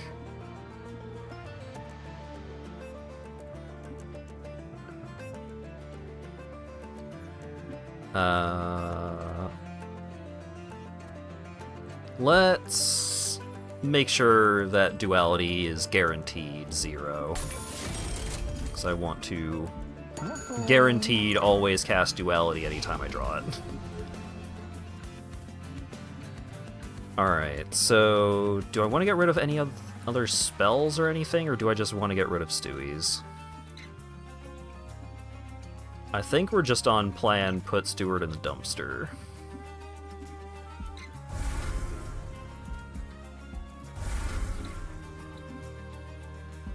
I'm a fool. I didn't get rid of the other room card. I forgot. Alright. 50-50.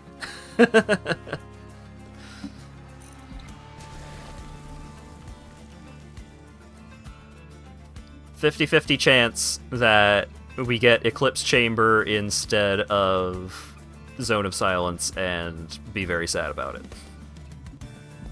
But I get another Rail Spike, so everything's fine. Nothing to worry about. Yeah, there's no undo on like the map stuff. Undo only in battles. Applies Corruption 4 to your units each turn and doubles Corruption on strike. Well, guess what, Guardian Stone? You get to replace Moon Pixie. Hey, Guardian Stone, you are suddenly extremely important, because I forgot to plan ahead. I did not skip taking a random artifact. The game will tell you if you skipped any of the rewards. What was available there was, duplicate a card, remove 2 cards, magic shop, and trinket shop. And I visited all of those. And I only have $20 left.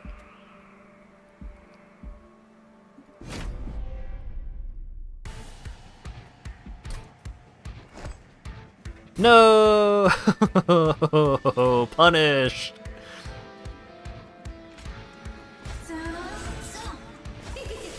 I've been punished for the terrible mistake that I made. Dang it.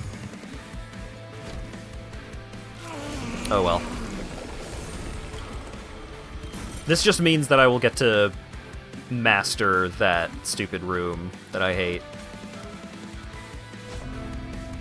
It's fine, everything's fine.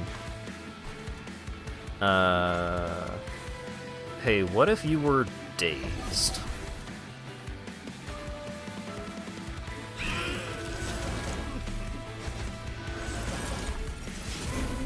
And then I'm drawing it again. Oh wait, this was a bonus Guardian Stone. This was not even the Guardian Stone that I have in my deck. Well, this is the Guardian Stone that's from my deck. This was just bonus from the mystery box. Alright, Frozen Lance. Put the Pixie up here. Frozen Lance. Rail Spike. Alright, got one of the dualities. Need that to blast this man. Rail Spike. Draw into another Rail Spike.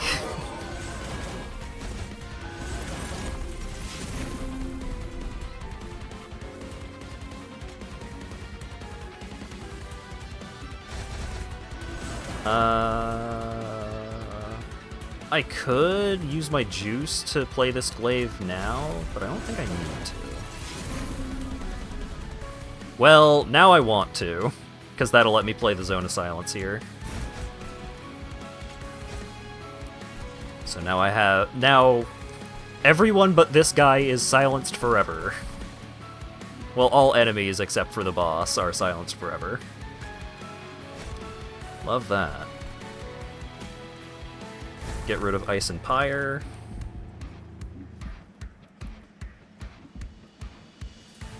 I could just put the Eclipse Chamber up here, because that won't apply to the rest, because Manifold Mirror only triggers once.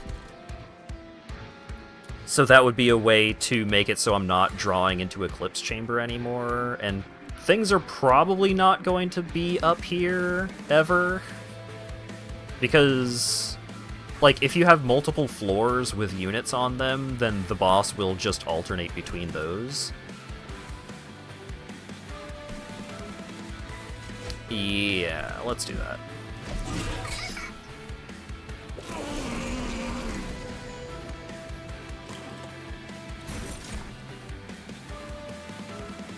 Ascend enemy units on this floor and apply Daze 3. No. Well, actually, I might want to do that at the end of my turn. Okay, what do I draw off the token?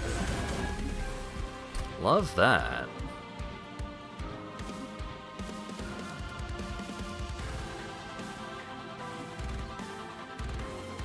It's not full moon right now.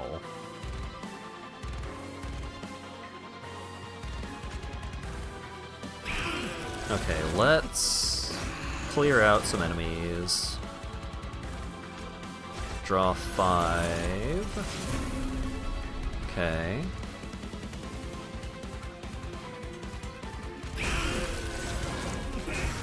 Play these lances.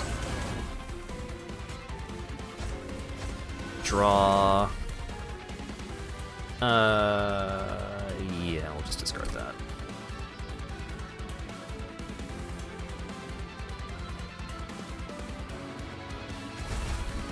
Draw off the spike again.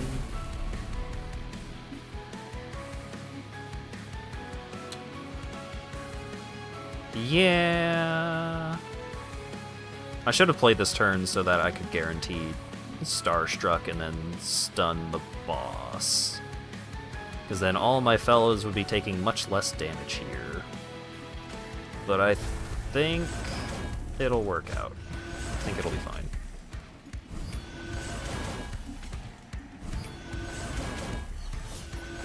because I have the Guardian Stone giving all of my dudes hella armor.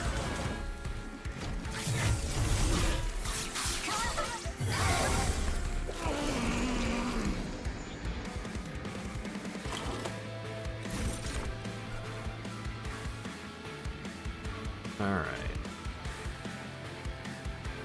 We can Ice Storm. Oh, up here we can Spell Slam, and then drop the hammer on him.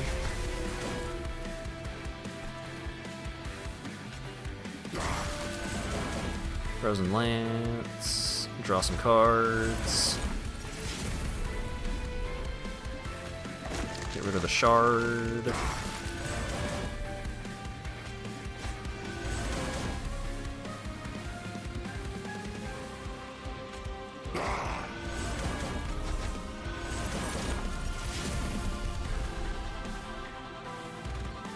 So I could go up here and play a bunch of spells to try and save the Guardian Stone, I guess. But if I just keep casting a shitload of spells, I might be able to just nuke him next turn. Depending on my draws.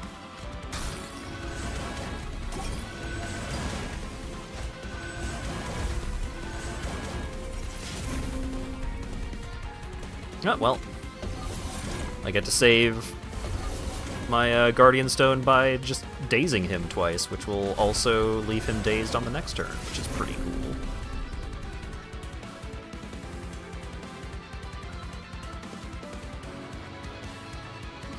Awoken Railspike is probably the reason the artifact, the first Hell Pact, is not in this game. I don't remember what that does.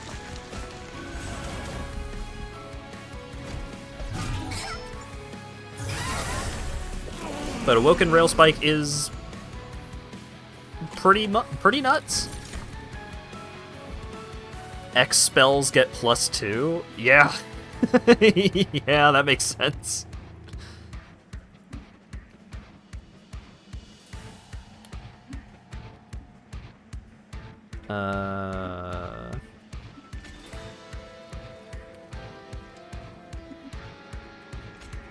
Okay, let's draw one, discard one.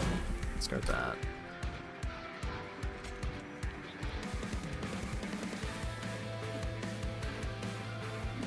Let's hit him with one Witch Weave. Okay.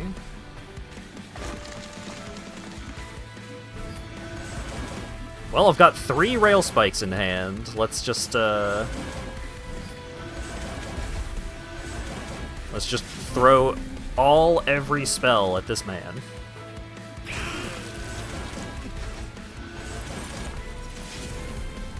Ice Storm, love that.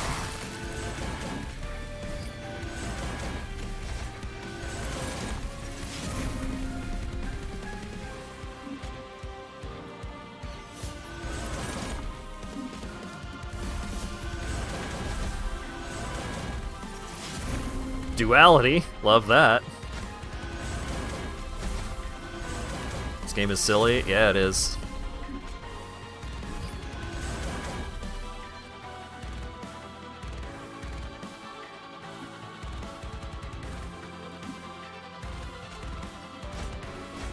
Yeah, draw into the Rail Spike. Never didn't have it.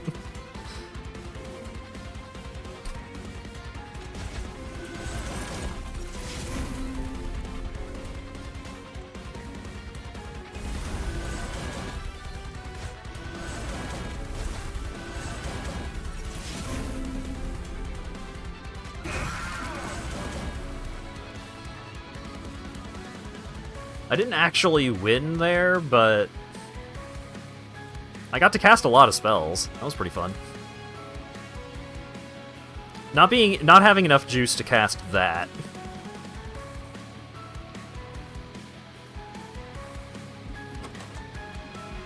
Ah, well.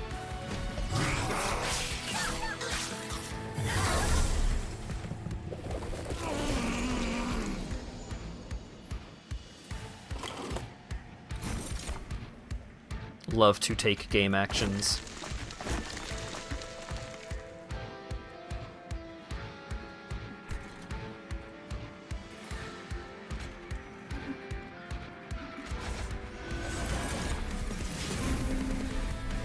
Alright, well now the crypt builders just cost 0. I've just I've drawn into them with the rail spikes often enough that they just cost 0 now. I don't even need to discard them to cast them for free.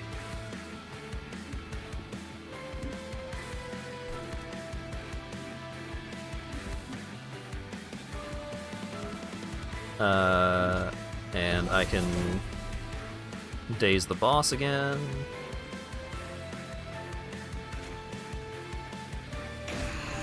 I can blast that fella.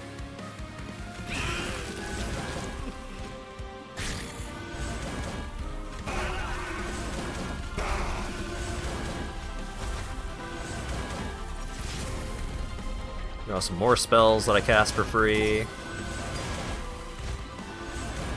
Discard that. Cast that for free. Oh yeah, my Siren is up to over 1200 attack. If she had an opening, she could just kill the boss right now.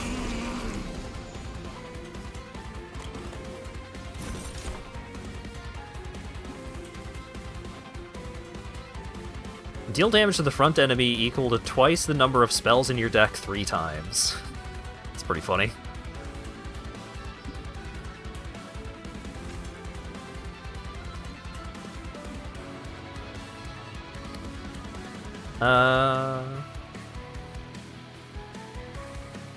Do I want a Celestial Storm, or do I want to draw 2 more cards off the Rail Spike? Oh, here's something I could do. I could draw off the token, discard the Celestial Storm, and then try and draw back into it with the Rail Spike.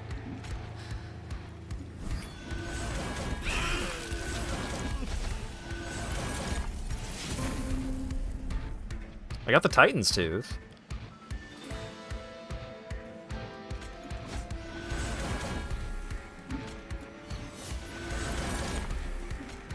Oh man, the boss is gonna die before I get to do too much more nonsense. Oh yeah, there's the duality. 1770 damage.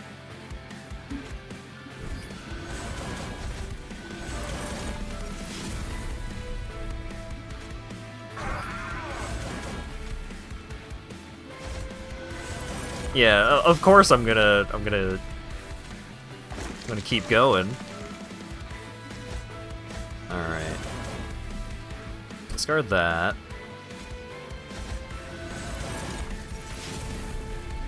Okay, got the offering token. Discard the Cover of Night. If I discard Titan's Tooth, I'm pretty sure that will win. Oh wait. No, he doesn't have any damage increasing effects. Okay, do that. He goes down to 30 health. Okay, okay.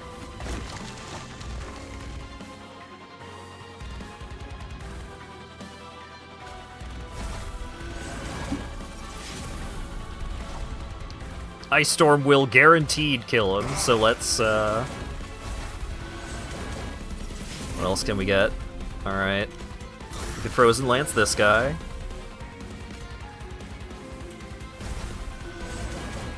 Rail Spike. Frozen Lance.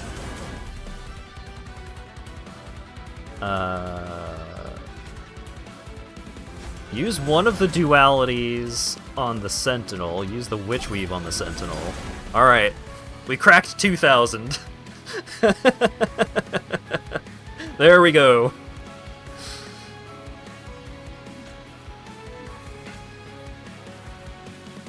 Ice Storm would actually deal more damage than that in theory, but he'll die after the first hit, so the other hits won't actually go through. So let's deal 2,090 damage.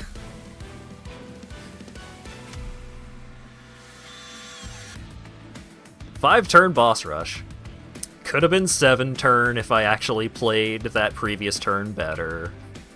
Oh well.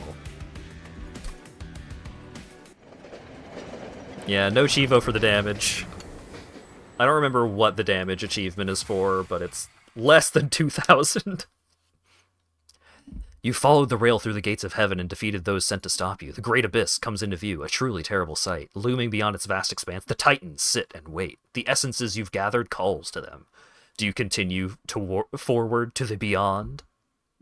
I will fight the titans, which I have not done before.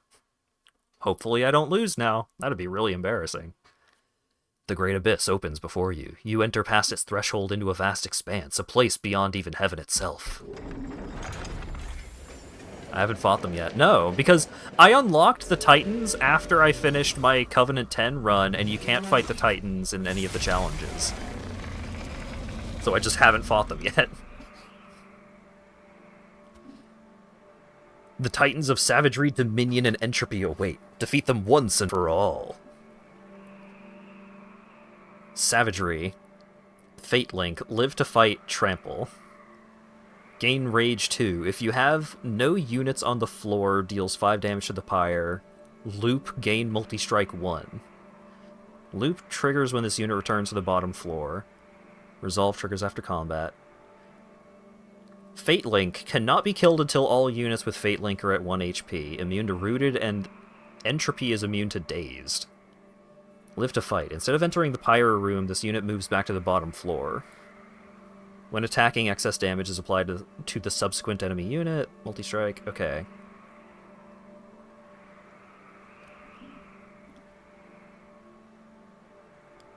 Resolve, add Pyre Light to your hand.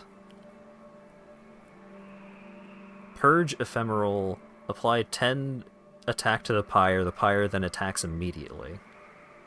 Huh. Fatelink Immobile Pyrebound. Battles the Pyre Heart once a turn. Oh. Huh. And then Entropy. Fatelink Immobile. Add a Curse of Entropy to your deck. Apply Sap 4 to friendly units on all floors. Pyre takes 3 damage. Huh.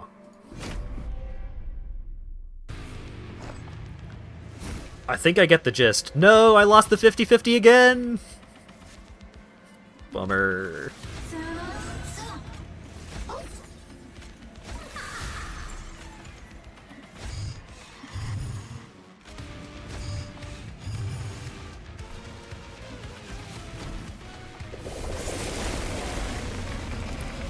Oh, so this guy is just on every floor all the time. Dominion just hangs out in your pyre room the whole time, and this guy actually moves. I see.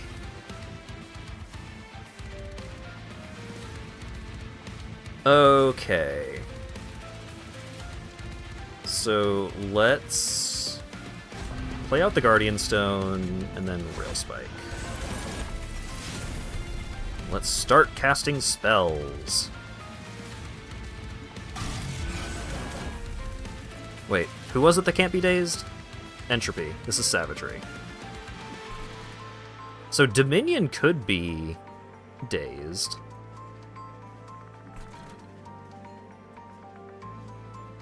Okay. Yeah. Well, okay. The thing about Dominion is that Dominion is designed to be, like, as long as you're not taking a bunch of damage from the other fellas, then theoretically, Dominion, like, you will just kill Dominion with the Pyre Light spells that Dominion gives you. If you daze Dominion, you don't get Pyre Light. Okay. So yeah, we'll daze Savagery then. This theme song is incredible. What a banger.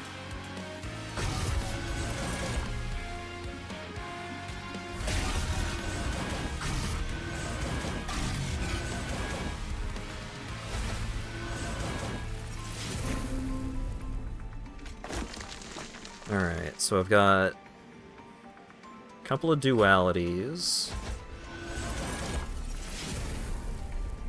We're gonna still try and build up to those. Let's discard this Curse of Entropy, actually. Alright, great.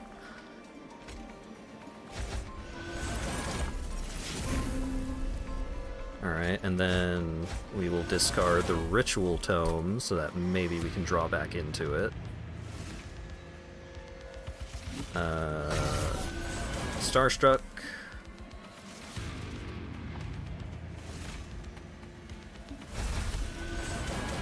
More Spike. Vengeful Shard. Frozen Lance.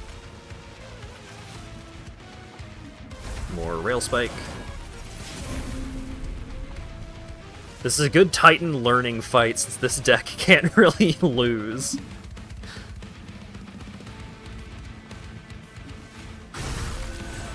Yeah.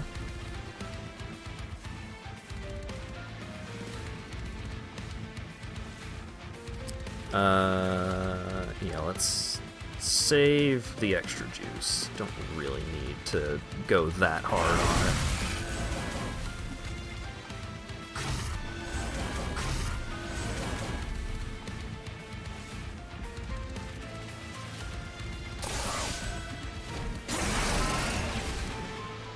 Still gonna need like 7 turns. Maybe. Yeah, I figured I could cast spells on Dominion as well. I was just kinda angling to... Ooh. No Spike. Bummer. I was angling to try and blast this guy as much as I could right out the gate.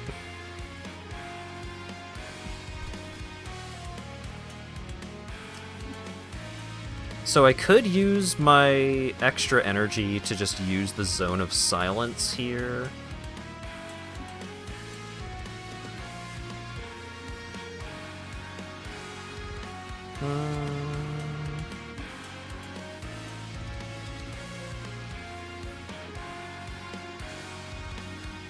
Because the Zone of Silence is, like, the biggest thing that I probably want to be spending the full 3 energy on.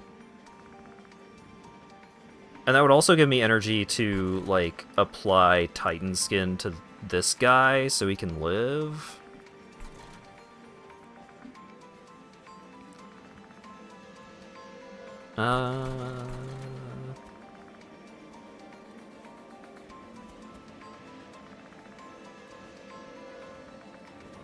Did I not get a Pyre Light?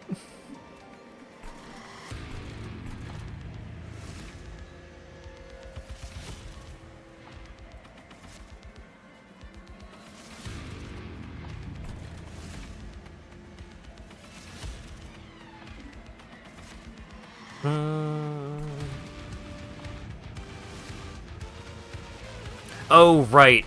He was muted for the first turn. Right. This is a lot to think about.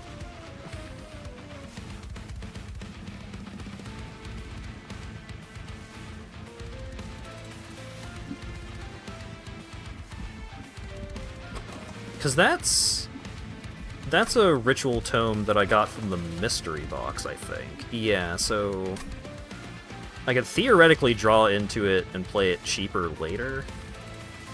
It takes more game planning, this or the clue deck. Probably this.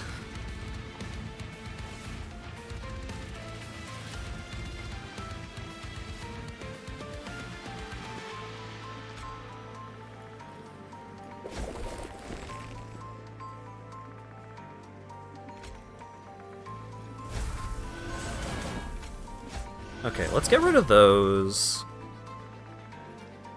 Now, do I want to spend my extra energy for the Ritual Tome? Because this guy will live anyways. Oh wait, you apply Corruption 5? So he's going to die to Exact-Seize? No.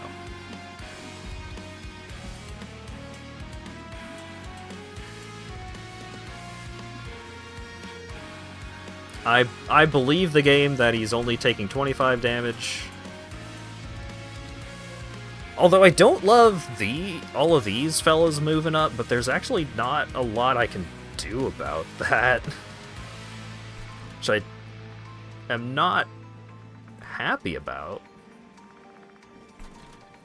Because, like, even if I use my energy to play the Frozen Lance or the Crypt Builder, I blow up one of the fiends, and that's it. I think I just end my turn. I'm scared, but I think that's what I do here.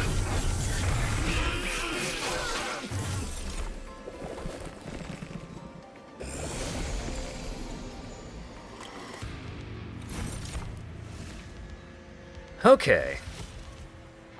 So I've got the Glaive, I've got the Pyre Light, which is a spell.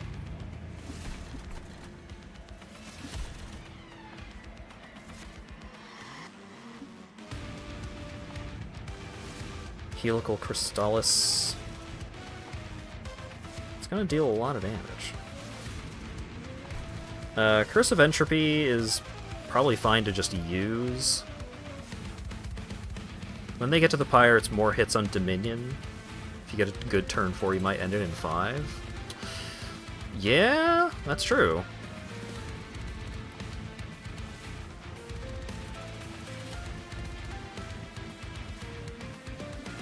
So I can Pyre Light, Rail Spike, or I could just Entropy here. Just to clear it out. Because I'm not super worried about the damage output of my units. Especially if I use the reserve to use the Moonlit Glaive. I'm more concerned about drawing as many cards with the Rail Spike as I can.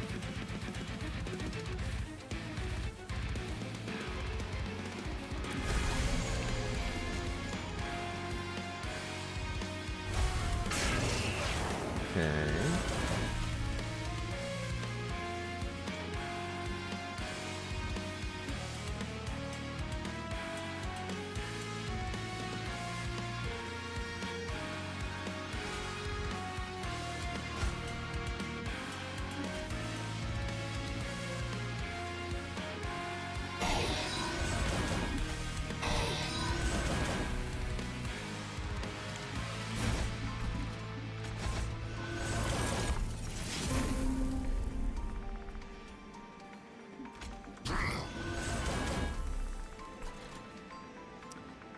Ooh, that pixie gon' die.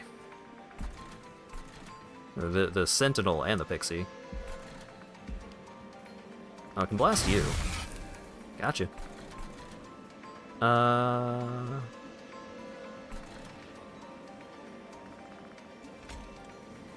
mean, I'm not gonna put the pixie down here.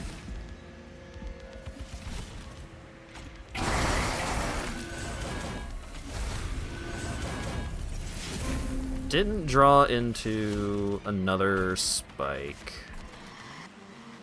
So that's a shame.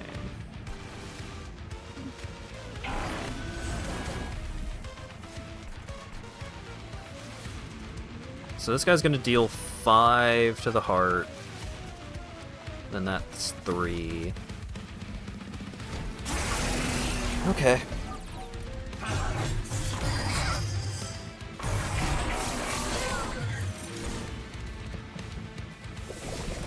Okay, so he's back.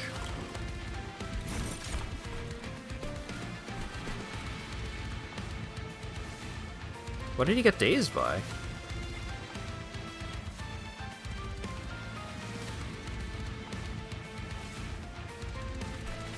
Oh, this guy was dazed. Right. You're right, you're right, you're right. Sorry, I'm losing track of things. There's a lot going on. I didn't draw into the spike again.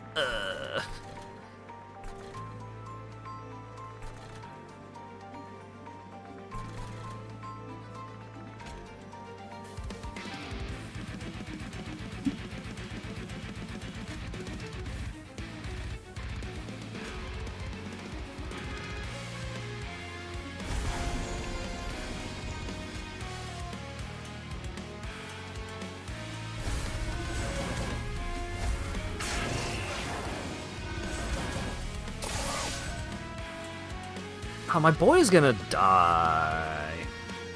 Because I didn't have enough spells to cast.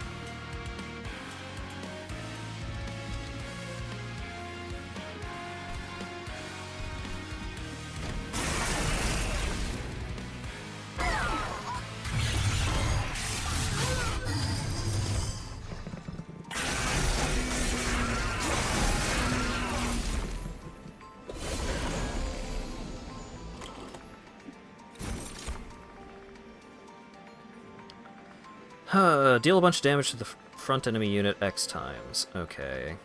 I've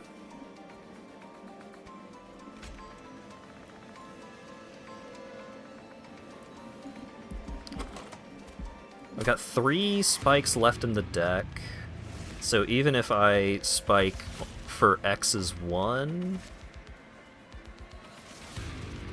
that's still pretty decent.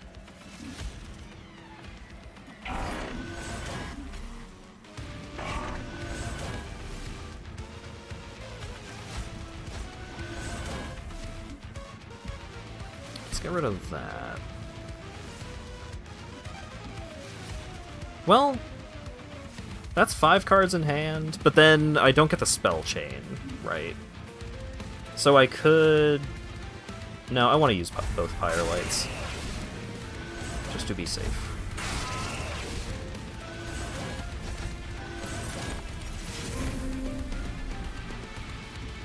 Because now I get to cast a bunch more spells.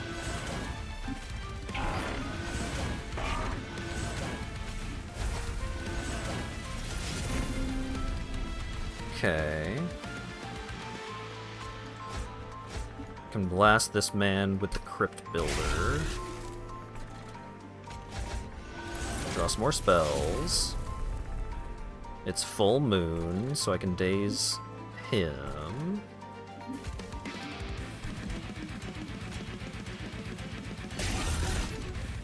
And daze him again.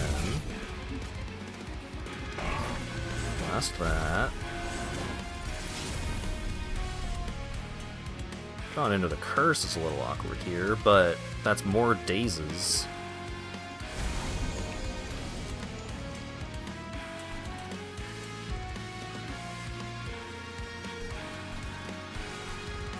I could just daze this guy twice more, because this guy is immune to it. Or no, this is all, this one doesn't have the whatchamacallit, double spell.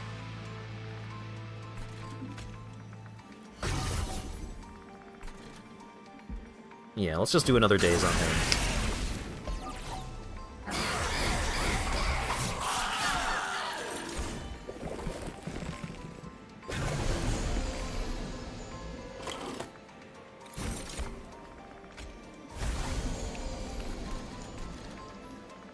Okay, so Firelight, hit the minion again.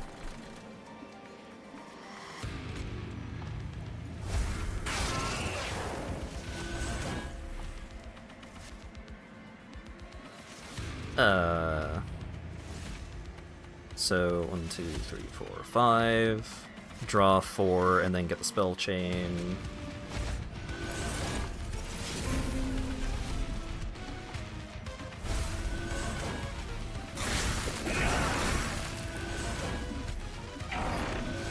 Okay.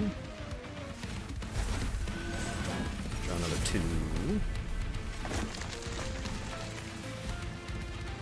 He only has 30 life left. That only does 1 currently. So I could just hurt this fella.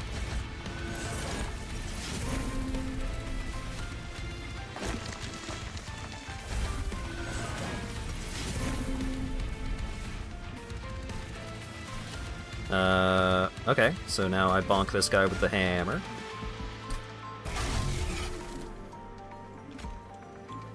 And then I just need to kill Dominion.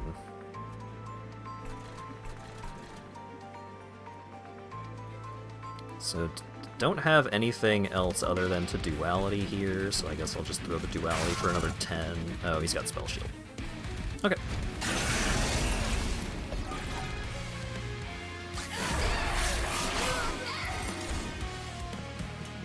Yo, what up?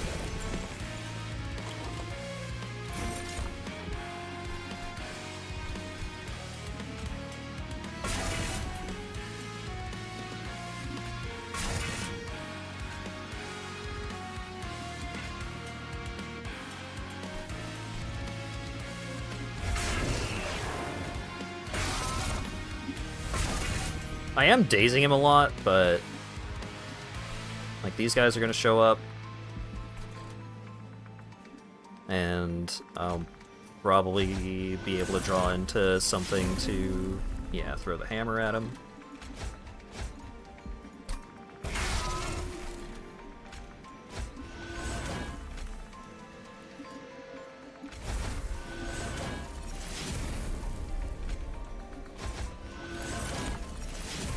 More Witch Weave.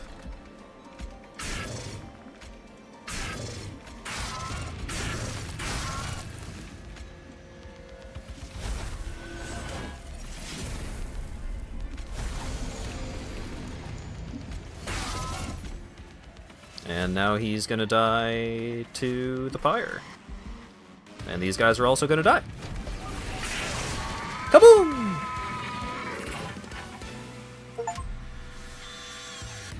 I have defeated the Titans. Took 38 damage, but, you know, could have gone worse. Ooh! It's the Throne of Heaven! It's the credits!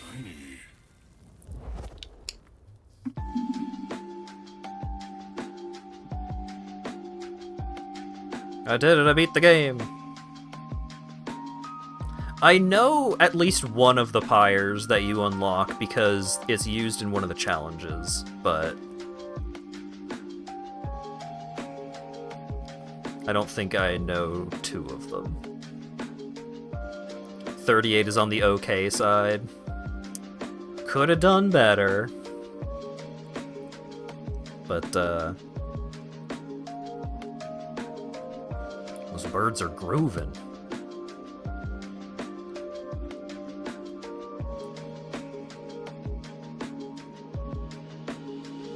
It's the cat. Bunch of playtesters. Alright. That was a, like, a 2+ hour run. Because I got all up in my head about sequencing and all that. But that was a fun run. I think I saw someone mention, like, oh yeah, the people on the Steam forums don't like Luna. A lot of people apparently don't like Luna, but I think the conduit variant of the Luna champ is like one of my favorite champions in the game. Because I really like the spell sling index. I like that deck that I just played was like, yes, that's what I love doing. 50 damage is not uncommon for Titan fights. I believe it. Yeah, the Undergrowth, the Mushroom Fellas, also do a great job of, like, scaling up to ridiculous degrees. I think in terms of, like, primary clan, Luna and the Undergrowth are my favorite. But there's a lot to love about a lot of different clans and clan combinations and all that.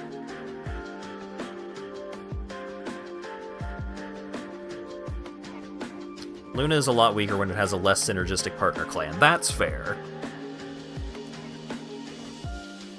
Some clans, like Luna, definitely does not play as well with some clans compared to others.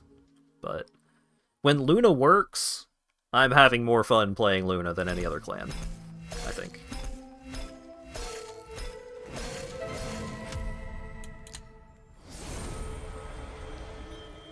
Cuddle Hex. I'm not a big fan of frozen cards. I don't love that as a mechanic. I appreciate the sentiment of it, but I don't find it engaging. 50% chance to apply spell weakness when an enemy unit enters the train. Sure.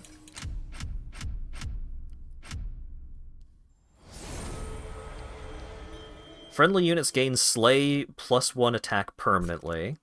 Okay. Remove train stewards and starting cards, immediately draft 4 packs and double each card picked. Hell yeah! That's the real shit.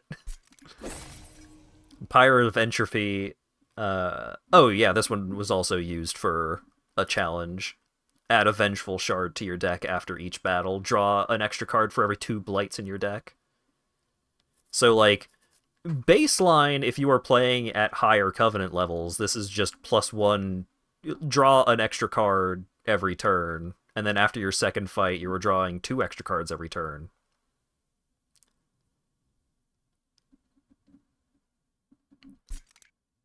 It's definitely, like, a more difficult build around, but... And I unlock the Bone Shaker, which I believe was the train from Monster Train 1. And I mastered a bunch of cards.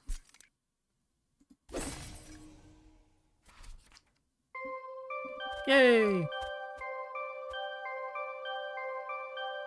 Oh, it's a different crown if you beat the Titans.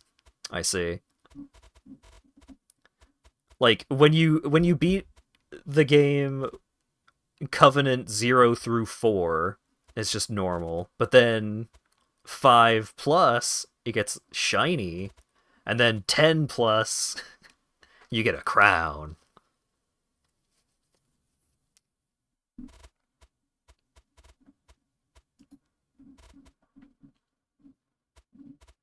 Hell yeah.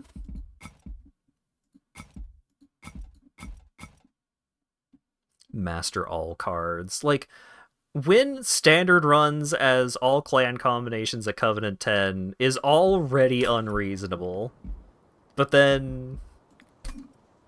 Fucking... Oh, there's plot. Well, did we do it? Is it over? Our victory against them certainly weakened them, but it's not over yet. Far from it. We need to keep fighting. Each victory against them, no matter how small, brings us closer to getting rid of them for good. They're Titans, after all. Didn't expect us to take them down that easy. Guess that means I got more work to do. Better prepare the train for the next assault. Because this game, you can play this game forever and ever and ever. There's one more thing I need to tell you. In the Pyre, Seraph said something to me. He said defeating the Titans would be the end of him, and once he's gone, he wants me to take Heaven's throne. If he's telling the truth, then somebody needs to take the throne. Heaven's light needs a steward. But should that person really be me? What if it changes me, turns me into someone I'm not? What if I end up like my brother? You're not your brother. Seraph ruled through fear and cruelty. That was the only way he knew how to lead people. I've watched you bring hell together not by force, but by giving them hope. That's something Seraph never understood. And you won't be alone. You've got Hef, you've got me, and all of hell behind you. Will you come visit me in heaven? I'll miss this place after all. Of course we will. And you better come visit us here too. That's why I built the rail after all. Maybe once this is all over, it can be like old times again. Me, you, and Hef. I like that. We'll be looking forward to it. You two finished yet? Your troops are waiting. Train's almost ready. Better get to it. One battle at a time, right? Right. Time to get to work. So like I was saying, like, finish the game with every combination of clans is already unreasonable, but then also defeat the Titans with every clan combination at Covenant 10. That's nuts! That's so many runs, and all of those runs have to do well enough to beat the Titans at the end. It's difficult enough to just beat Covenant 10.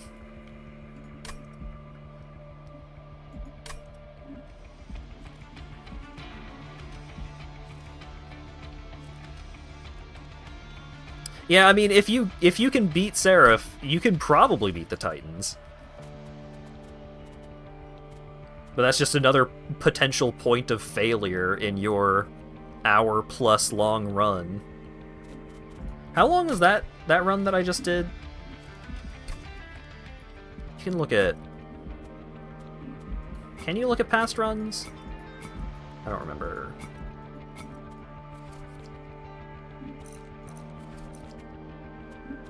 Burke has more wins than me, but Burke is playing on baby mode.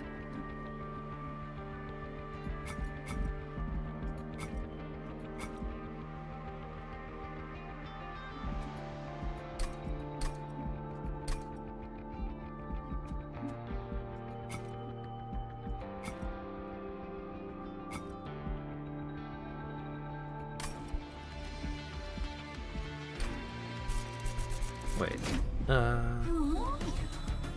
Can you really not look at previous runs? I thought you could. Run history. There we go. It's in options, obviously.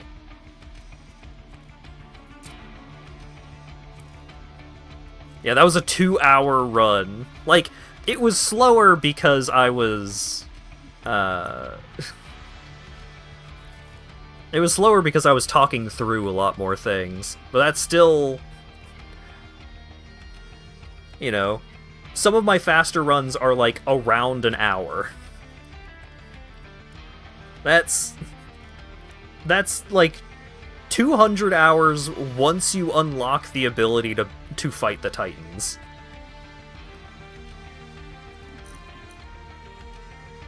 That's so many runs.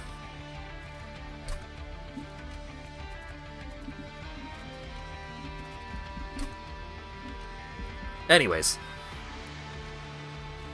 I was planning on doing a somewhat shorter stream since I started so late, and then that run took over 2 hours, so... It all works out.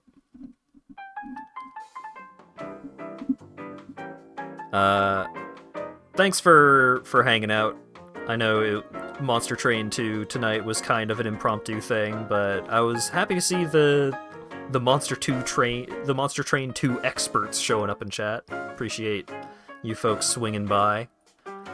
I don't know. I don't really have a specific time planned for streaming Monster Train 2 again, but it will probably be my I don't feel great, but I don't feel bad enough to play Sam and Max kind of stream for a bit.